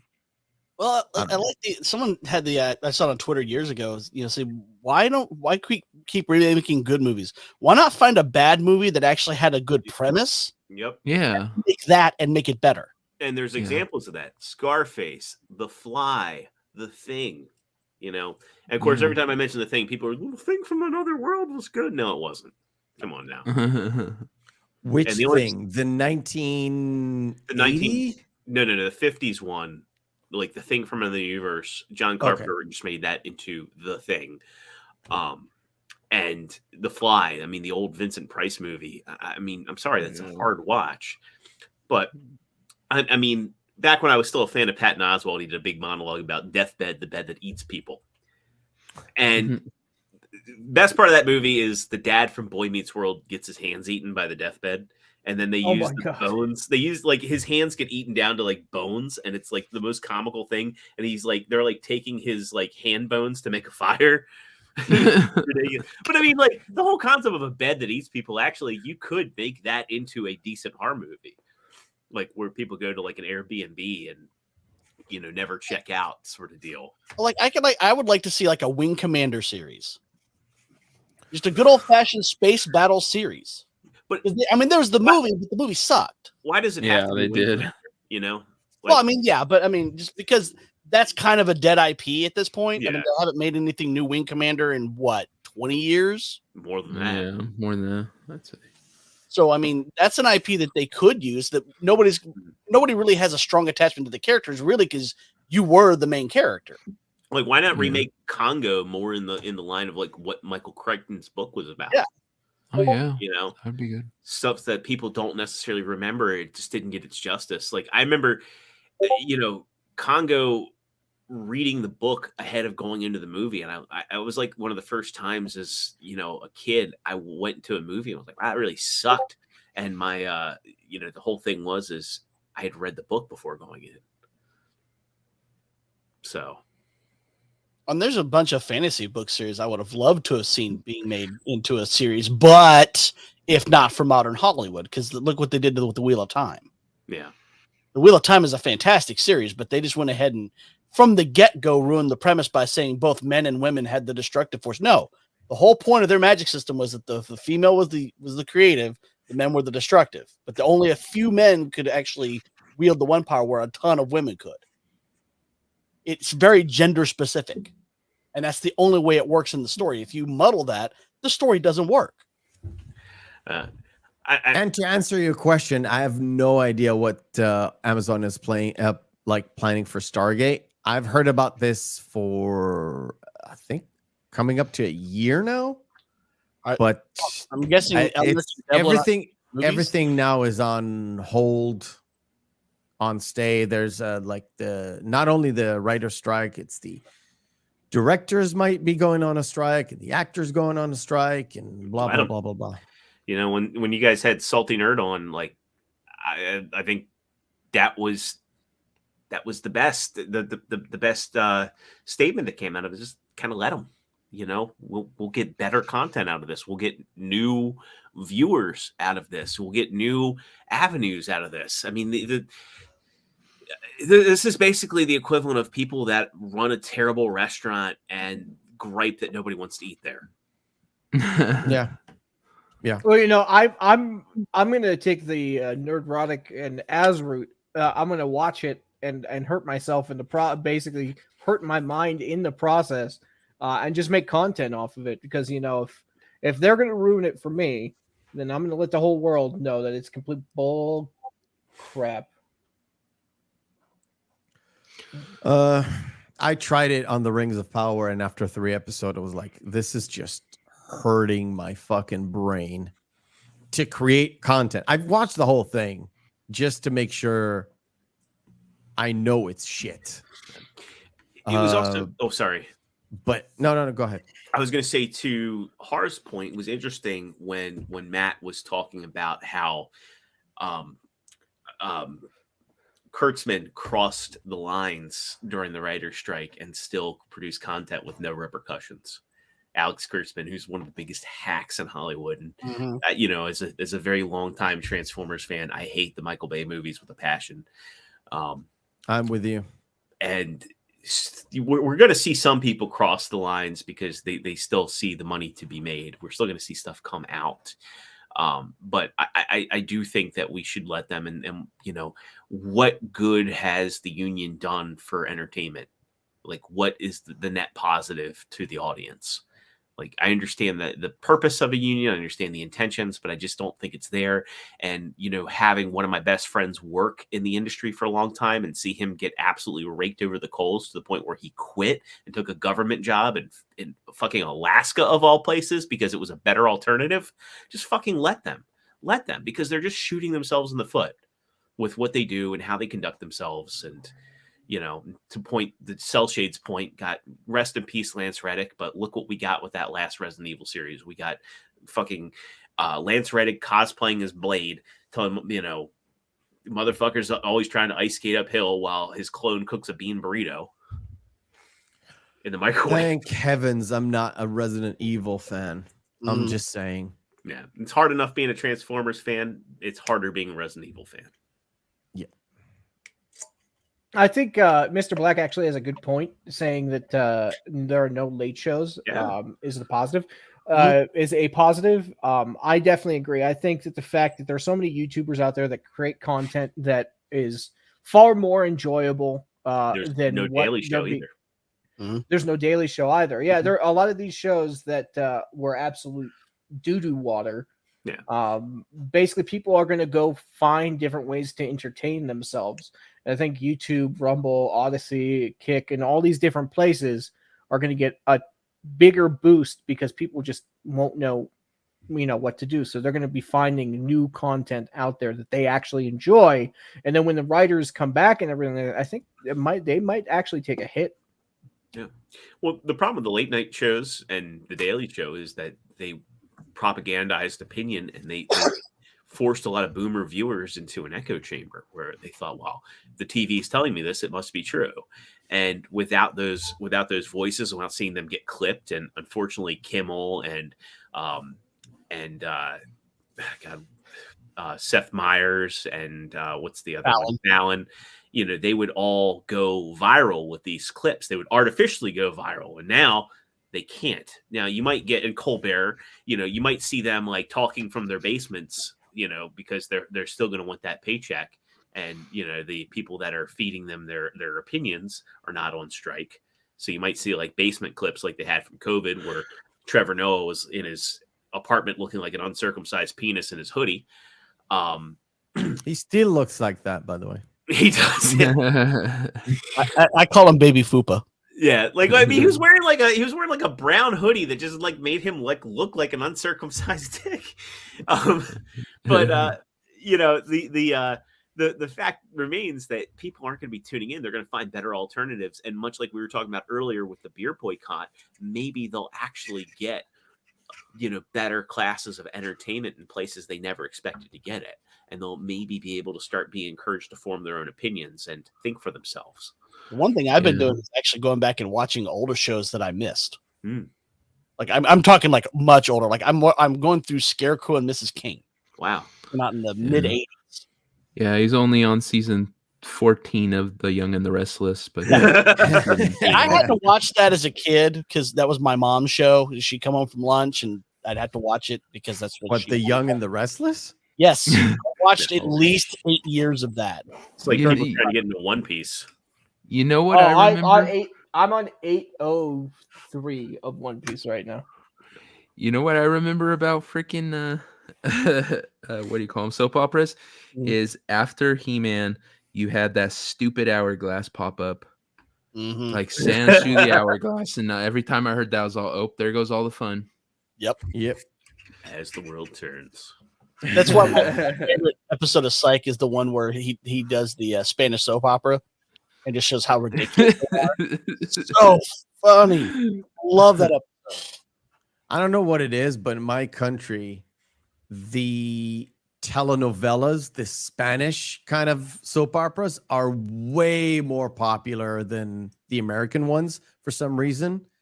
And not only that, and it's only the last 5-6 years, the Turkish fucking soap operas are blowing up. It's like, why? It's so fucking formulaic and dumb. But they're a lot more ridiculous, which I think is part of that factor of why they're watching. It's because they are over the top ridiculous. Like if you ever it's watch like comparing Bollywood to Hollywood, right? Like it's the same movie but with dancing and whatever. Yeah. Although back to Fuzzy's comment, Babylon 5, fantastic show. Yeah, worth a rewatch. Well, it's like The Sixth Sense. Is you watch it the first time and then you realize, spoiler alert, he's dead at the end. But then you go back and rewatch it again and you catch all the little hints that you missed, pointing out that he was dead. Babylon 5 is the same way. There's stuff that they set up in the first episode that doesn't pay off for like 3 or 4 seasons. Yeah, kind of. And you know what, CJP? Some of it was by happenstance. Oh, true. Yeah. I mean, a lot of it because of what happened in the first season. Yeah. Well, yeah, with Michael O'Hara. That was a whole sad situation. So, it's harder to watch that season now, knowing what he was going through at the time, because he was having severe mental issues and schizophrenia and all sorts of shit. The fact that he was able to power through it is amazing. The fact that they got him for an extra episode, like a season, what was that, 3 or something? Yeah, he did the 2-parter to finish off his arc. Exactly, where Yeah, it's Eric. if you didn't know, you're like, oh, okay, he got back. But if you do know, it's like, oh shit, how did he even make it through this? Mhm. It's like, So Mephisto. So just what do you think really about- quick, sorry. Kenzo's internet dropped. So he might be back, he might not be, but Oh wait, there he is. literally just talking about you. Nope.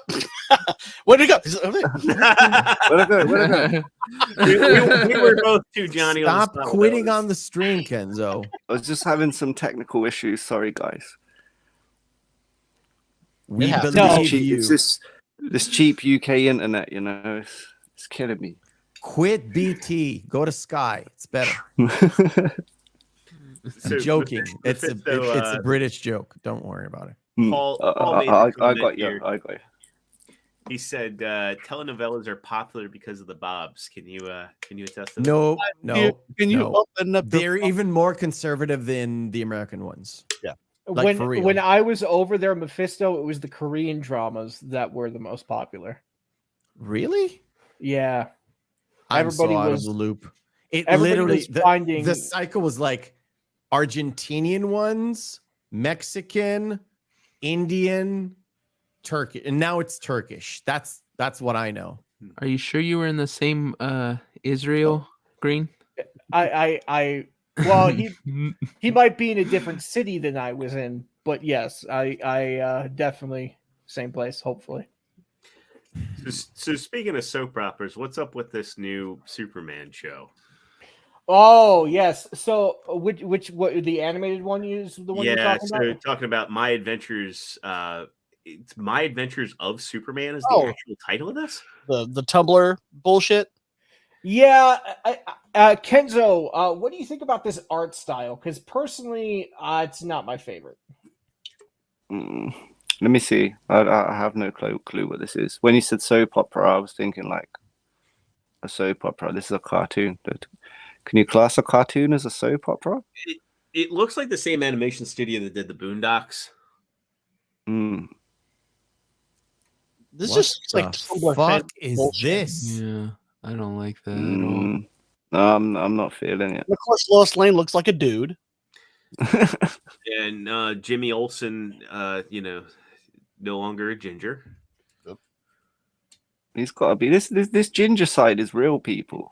I'm telling you, they're trying to delete us. We've been openly hated. Well, all my life I've been openly hated for sure, you know, and now they're trying to get rid of us. I'm telling you, I don't mind the Superman Clark Kent design, but everything else about this just looks bad.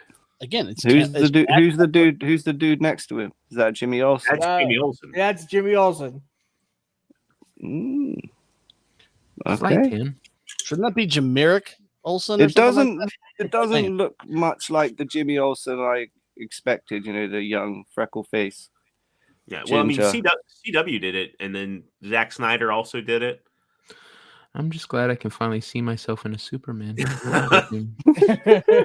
Well, I saw a Twitter post the other day. I think I'm going to start calling it race swapping or gender swapping. It's race or gender replacement. That's really what it is.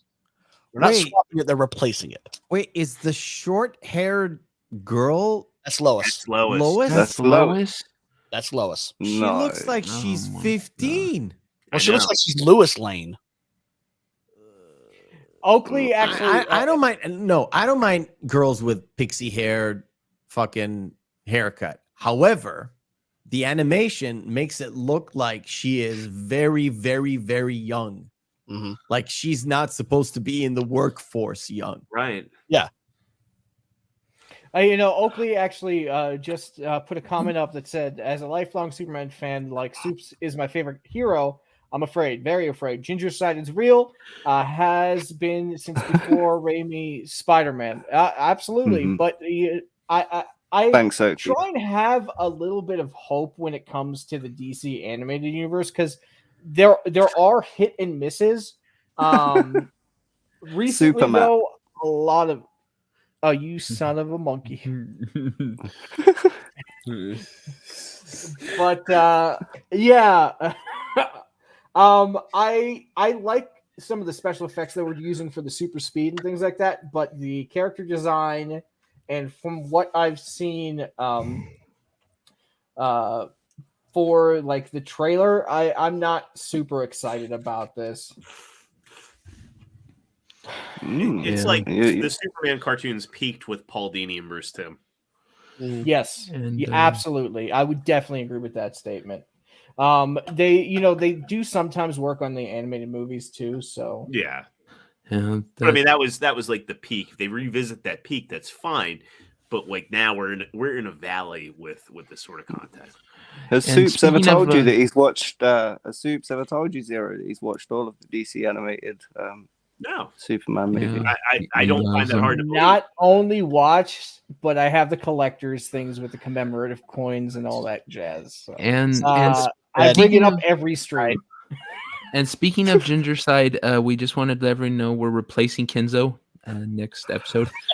We're trying to find minorities, to be fair.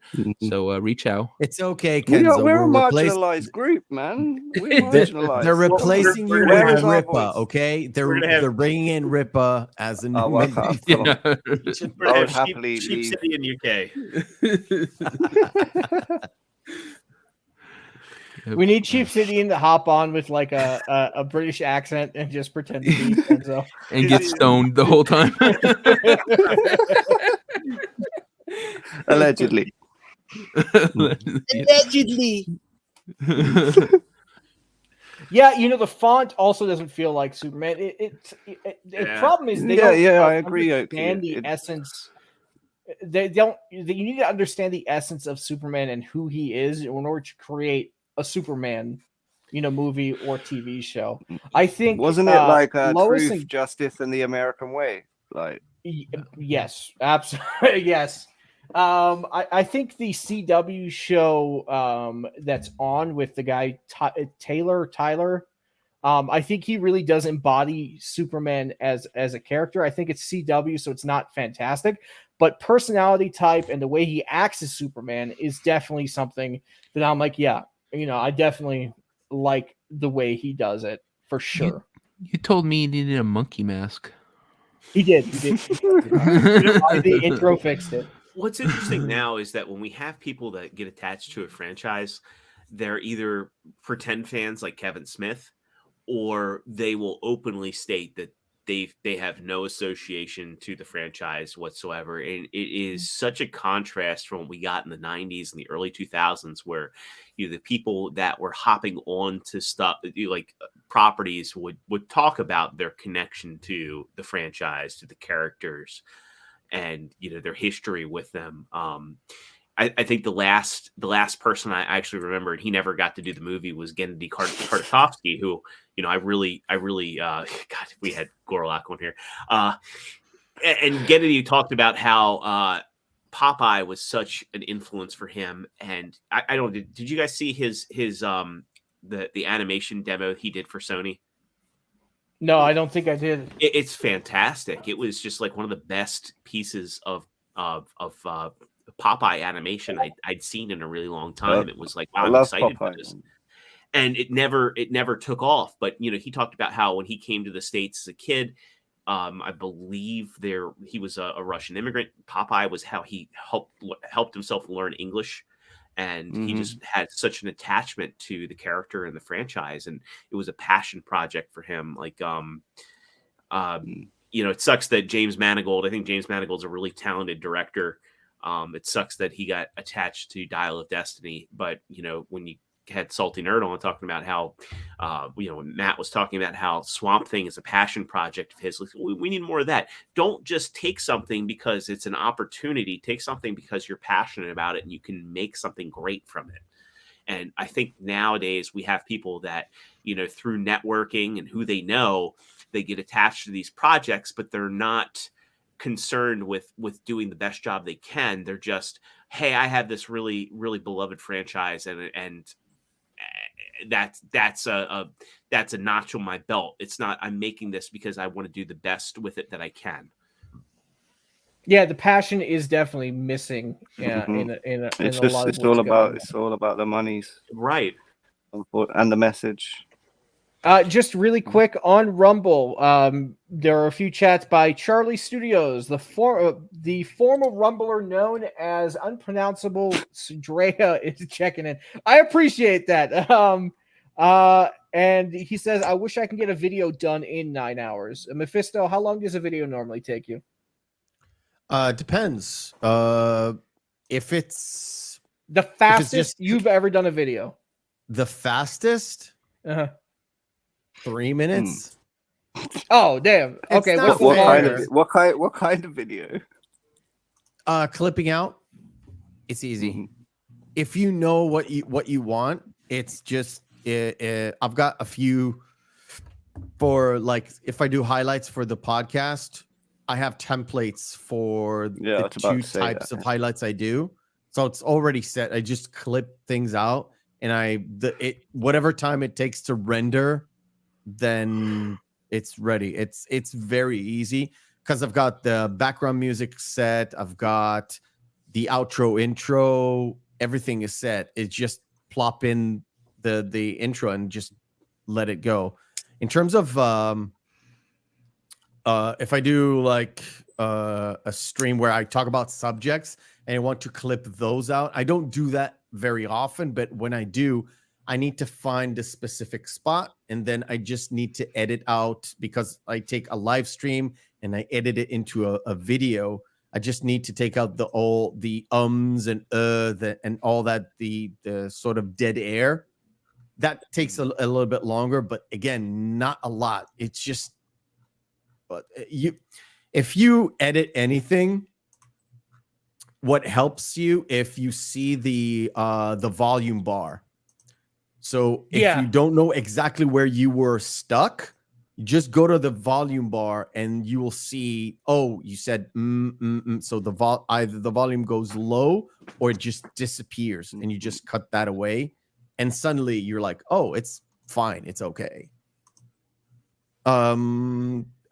Heavily edited ones is the ones that I do like reaction video where I watch a movie and I have to copyright issues not have it on all the time. So like 5 seconds, 7 seconds. It really depends on how very popular the movie is. If it's not very popular, then I can get away with some more.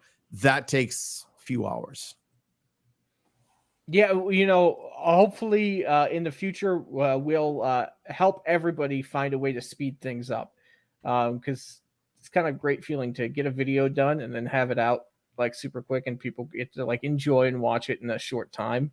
But sometimes the longer videos, you put a lot of passion into it, and when people really enjoy it, the satisfactory level for me personally is pretty high because I spend a lot of time on something. And when people enjoy it, it makes me very happy. Charlie also says, I'm glad to find a group like this on Rumble that understands how destructive woke culture is. Absolutely. And I see CJP, you put something in the private chat you wanted me to share, I'm assuming? Yeah, well, I just wanted to say, because I found the original audio for that Scuttlebutt song from the little swap made. Third mate. Okay, pulling it up now. I was being nice. All right, so here we go. Let's check it out.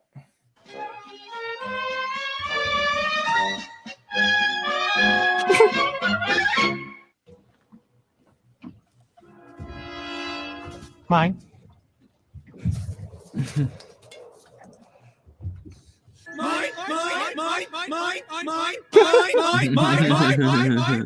I think that's better quality. I endorse. Did you see the movie? No, I endorse this clip. Yep. I heavily endorse that. She has the most annoying voice. Mine.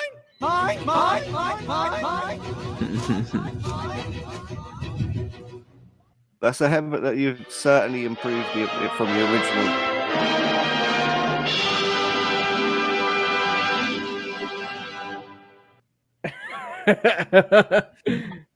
All right, I like that. When I saw that video, I didn't even hear the song. I was like, all I could think of was the mine. Yeah, she sounds about the same. Yeah. Mm. Who And decided you'll on be like, what? You'll be like, what when she drops that scuttlebutt? Hey, CJP, we got off track, but there are actually 2 new Capcom games coming out in the next couple of years: Exo Primal and Pragmata. Yes, yeah. Cell Shade mentioned one in the Cell chat. Shade mentioned Exo Primal, and then I looked. I was like, there was one when they revealed the PS5 that hadn't come out yet, and that's Pragmata. But there has been a huge drought of new IP. Oh yeah, I mean, it used to be they were putting out games all the time that were new. Mm-hmm. I mean, especially like during the PlayStation, Dreamcast, PS2 era. Even during the 360 era, they came out with new properties. So you also sent me another article, Extra Zero. I did, yeah. So to go back to Capcom, there's been some controversy. Johnny Massacre. I'm not familiar with Johnny, but Johnny got some traction on his critique of Street Fighter 6 in particular as a playground for woke activists. So that's Eternity, and Eternity is the host of the World Tour. So, going back when I made mention of, Lofty defending this character, saying it was obviously a nod to Ruby Rod, that's not the case. I'm a huge fan of Fifth Element. The Fifth Element. Thank you. Hentai. Oh, sorry. He likes the lolly. Oh Lord. I don't think he looks like the guy from the Fifth Element. Not at all. I mean, like this. The thing about Eternity is that no one bats an eye at Eternity in whatever Eternity's cutscenes are. And if you scroll down a little bit, the actual on-screen avatar for Eternity differs from what the art is. So, and again, like, I don't know what Eternity is. It's whether it's non-binary or what, because it presents as a man, it talks like a man, talks like a very gay man. But then you go down just a little bit more rocks and you'll see what the drawings of Eternity are in the game, and it looks very female. So that's Eternity in its whole outfit. It does have that looks like colors. A female. Yeah, and yeah, it looks like a male body with a female head. Right. It's like a Thai Lady boy. This is the first thing you see when you boot up the game. Is Thai Lady boys don't have those pecs, dude. Right. And it's very and the fistos looked real closely. I know what I know. It's like, I just want to play Street Fighter. I don't want to have this at the forefront. So to go back to what we were talking about with Capcom and the whole thing of, well, they don't want games to be westernized. I'm curious. I haven't seen any commentary come out of the Japanese audiences as far as how they perceive this at this time. But it's just interesting that Western audiences, this is put right in their face. And so for Johnny to have a critique on this and to give blowback, it's like you just want to go in, you want to have some escapism, you want to fight as the world warriors and have a good time doing it. That's what it was supposed to be, Gone are the days when you can go and just play a game that was filled with Japanese stereotypes of what they think the rest of the world is like. Right. Now, this is what they think that the West is. I mean, they're not far off. I mean, what is Eternity supposed to be? I don't know. And it's just, we're all put in a weird spot. It's well, you're not allowed to ask that question. We can ask the good people of Abu Dhabi what they think about it. Right. That's another question. Like, did Street Fighter 6 come out in the Middle East, and what is it like over there? Even Blair Same White, characters, at least here, but right. Nobody gives a fuck. Even Blair White hopped into the conversation about Call of Duty, saying, like, well, look at what you have. Look at the censorship in the Middle East versus what's available in the US. So it's like, why was this character chosen to be the host when they're completely unrelatable to the bulk of the people playing the game? And why is it controversial to ask the question of that? You know, It's they're not.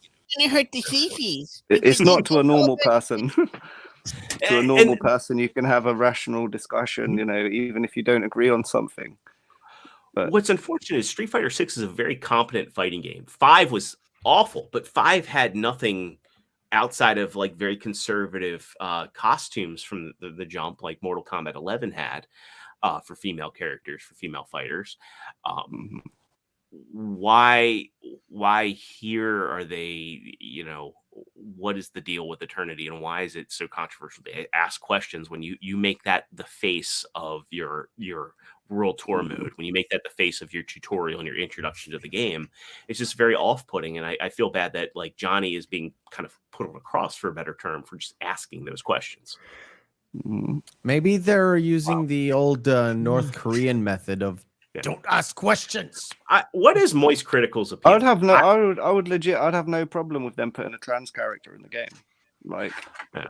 you know what I mean? Like, trans people do exist. You know, like they are, they are real. You know, like, and I have no problem with them. I would have Well, no Poison issue already with seeing exists. them in the game. But then I do get you. Like, Yeah. why is it like it's being pushed? It's being used Right. as a gimmick. Like, Well, and I that's what thought I don't like. the whole point of being trans was to be the gender that you felt. Yeah, you had. yeah. That's what I mean. But Yeah. to me, yeah, I'm on the like, yeah, trans people do exist, but obviously they are Yeah. still what they were. They can't actually, Yeah. you know, I without know saying of a too much. I know of a streamer who intentionally, when he plays games, first of all, he always plays female characters. The Yeah, I used guy's to always. he's That's all the straight, he's copywriters, married, he's though. like nothing. But he always goes for like this extravagant pink, reds, purples, white, like the most crazy shit ever. Don't But out it's, rocks like that. it's his thing with his audience. And if you walk in, you're like, what the fuck is this dude on? But if you watch the streams, you kind of get it, jumping from game to game. It's like, oh, it's kind of a thing to have a pink AR-15, right? Or whatever. Well, I've heard the argument too that like there's some people that are like, well, I'm playing a third person game, I don't want to look at a dude's butt the whole game. Yeah. You know. To me, I don't particularly like Mass Well, I Effect, don't mind. but I prefer FemShep to regular Shep. See, I preferred Mark Mirror's voice over Jennifer Hale's, and that's why I like to play as the male shepherd over the female shepherd. I just did not like. I think Jennifer Hale's a very talented voice actress, but I just did not like how she sounded. And when you're playing, To me, it was just fun to have a lesbian thing with the blue chick. Mm. I don't remember her name. Leandra, I think. It's been a minute. Whatever. I don't like Mass Effect. You didn't need to know her name. I love the Mass Effect series, even with the mediocre ending.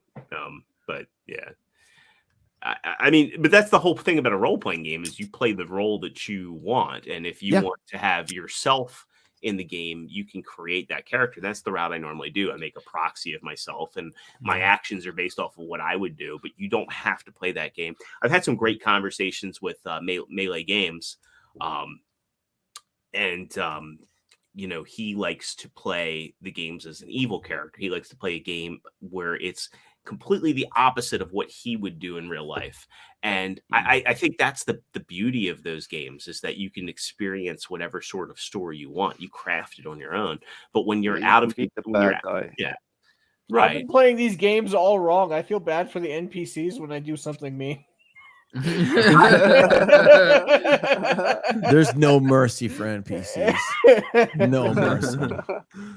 Yeah, I like to be like the really good guy when I play the games. I like to be the one who solves the problems. I like to protect people. It's just how I like to play the game, and I know that's just how I like to do it.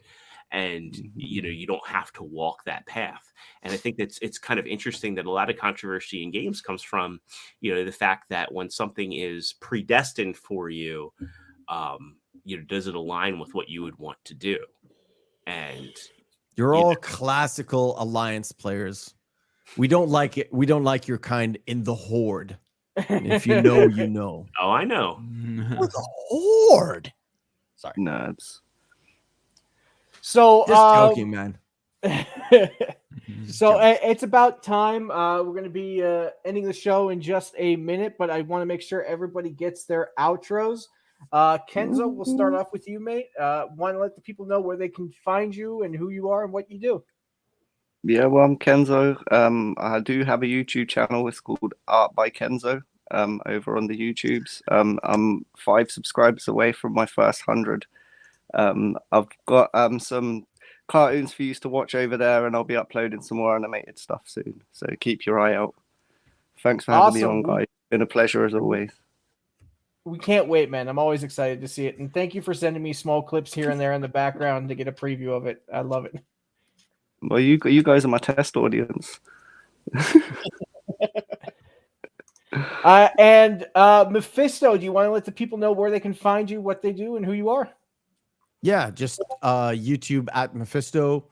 It's Mephisto Movie Reviews. I don't like the name, but it is what it is.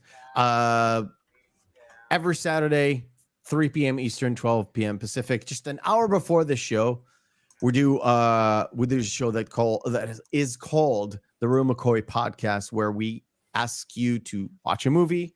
You watch it during the week, and then we cover it and we break it down on the old weekend. And in the middle of the week, on the Monday, I watch a movie with you guys. You grab a copy on your end, I have a copy on my end, and we kind of watch it together with using technology, which basically means you're watching it on one screen and watching me on the other screen. And the whole point is just enjoying movies together. And on the Thursday, it's more of a hodgepodge of stuff. Sometimes it's news, sometimes it's whatever I want to talk about. I had one show where I just completely dismantled Disney and had a few I actually asked if you know who Legal Mindset is, Andrew. He covers the legal side of Disney, and I specifically asked him to get me permission to react to one of his videos, so I can better explain what I'm going for. So Monday is watching a movie together. Thursday, news and pop culture and all that stuff. And Saturday, it's the breaking down of movies. It's actually the whole point of the Saturday show is to get people to watch the old stuff, because there's lots and lots and lots of old content. Yeah. Last movie, like today's movie, is like from 2004, Sideways. There's old like so you and me. much content to enjoy. And now that the writer's strike and like Hollywood is gonna have a backlog of stuff, like a problem getting new stuff. There's tons of stuff to watch. Oh, tons. Yeah. Awesome. Good so go stuff. check out his channel. Make sure to hit the notification bell. And that way you can support Mephisto and go watch a few movies with him during the week. It's always a great time. He's always watching something cool. He's always watching something cool. I often flick through and I'm like, oh shit, I haven't watched that movie in ages. The good thing about it, you can go to any of the movies I've watched before and have a copy of one of those and rewatch them. You don't have to watch the live show. You can watch it later on the VOD and just have two screens. You have like I say it all the time. Watch it on your big screen and have me on the phone, and you'll have like this live commentary going on. And it's just the whole point is having some fun. Yeah, absolutely. Speaking of fun, Dolomite actually put in a last second meme right here. Oh, hell yeah. Kenzo, you have been replaced. I think CJ had one too. Real. Yeah, I think CJ and Devil had one as well, you know. I did not see it. Give me a sec.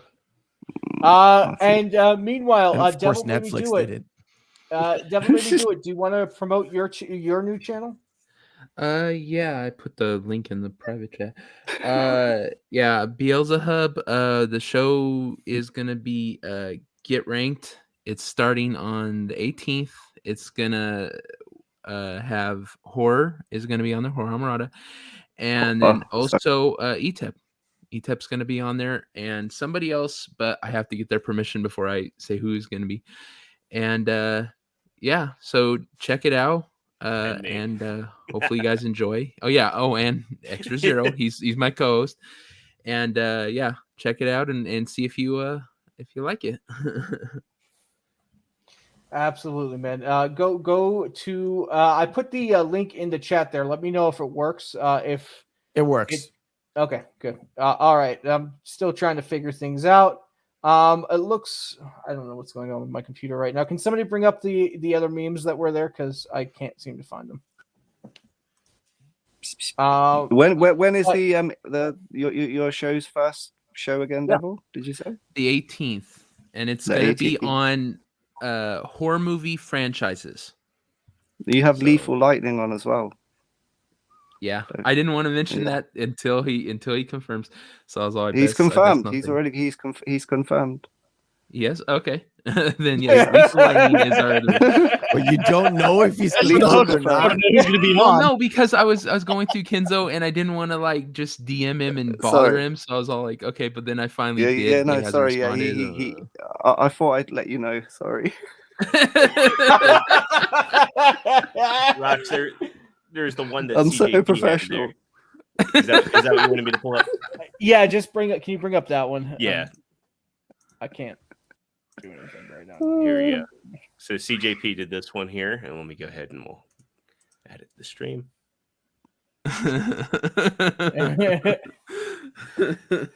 Well, if they're gonna act like that, they're gonna get called out like that. Oh yeah. Booty. And all of their tweets are now getting ratioed to oblivion. Yeah, I saw Jeremy from Yeah, I Geeks and see Games. that. Yeah, he had a big one that was going through.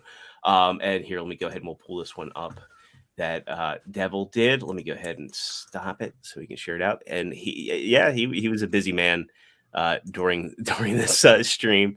So here, let me go ahead and we'll share this out and we can share it. Alf's asking in the chat what time on the 18th, Devil. It'll be 4 p.m. on Pacific. So whatever that is for you. I'm not sure. We're all over the country. 7 Eastern here for me. Oh shit! Even without audio, that's creepy. Is the audio not hey, what's going on here, guys? What are you guys doing to me?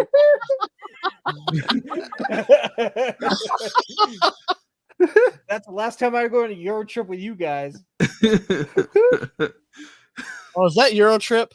Yeah. Okay. I thought that looked familiar. Oh, man. Even without the dialogue, no context, it's still funny. It's still creepy. So, CJ, do you want to let the people know who you are, what you do, and where they can find you? Yeah, again, I'm CJP. You can find me on YouTube at Forgotten One Music. I did start a second channel just for the video memes. It's at CJ Memes Presents. You can find me on Etepukuin's channel Monday, Wednesdays, and Saturdays as a part of the Horsemen there. And of course, again, here on Saturdays for the Legion. So yeah, just happy to be here. I'd love shooting the shit with you guys and getting to shit on pop culture. It's a lot of fun. There's a lot of shitting going on. Thank you for coming on, mate. And a big shout out to Extra Zero, who has been running things as a producer in the background, making my life easier. I just have to give him the freedom to do it instead of trying to do it myself. So thank you for your help today, mate. Do you want to let the people know who you are, what you do, and where to find you? Yeah, so again, I am the founder and host of Figure Action Podcast. Every Thursday night, 9:00 Eastern time, we go live. We are Figure Action Podcast on YouTube, so check us out if you want to know anything about action figures. Like we do Transformers news, discussions, McFarlane Black Series, Storm Collectibles, Figwarts. It's kind of anything big, pertinent in the collecting space. We cover it. Again, I'm a mod for Side Scrollers, so you'll see me in the chat. I do the memes for them. And follow me on Twitter, Extra008. And then, as Devil mentioned, I'll be co-hosting on his show. So I look forward to seeing everybody there because we're going to have a lot of fun when we roll that out on the 18th. And I'm really looking forward to it. So, yeah, that's kind of me in a nutshell. Awesome, man. Well, thank you This is again. me in a nutshell. Help! I'm in a great big buddy nutshell. How do Now I'm gonna get fat. You're welcome. Yeah, thank you again for hopping in and filling in today. It was awesome having you on, mate. And Paul's also a mod over on Side Scrollers, so. Oh, I see how it is. Everybody's a mod except for me. No, I get you. Well, my name is Superman. If he wasn't scared of green rocks, leader, creator, and founder of the Legion of Memers. You can find me at No Green Rocks on Twitter and Instagram. Be sure to follow the Legion of Memers everywhere. We have a Twitter, we have Kick, we have Rumble, we have everything. So go check it out. We also have Subscribestar, which the link is down in the notes below, where you can get the Discord, hop in and get some assets, get tips and tricks. I will be doing a solo stream in the next few weeks to kind of help you guys learn to create. Thank you guys all for being here, and we will see you next week. Do we have a Bye, guest guys? next week? Bye.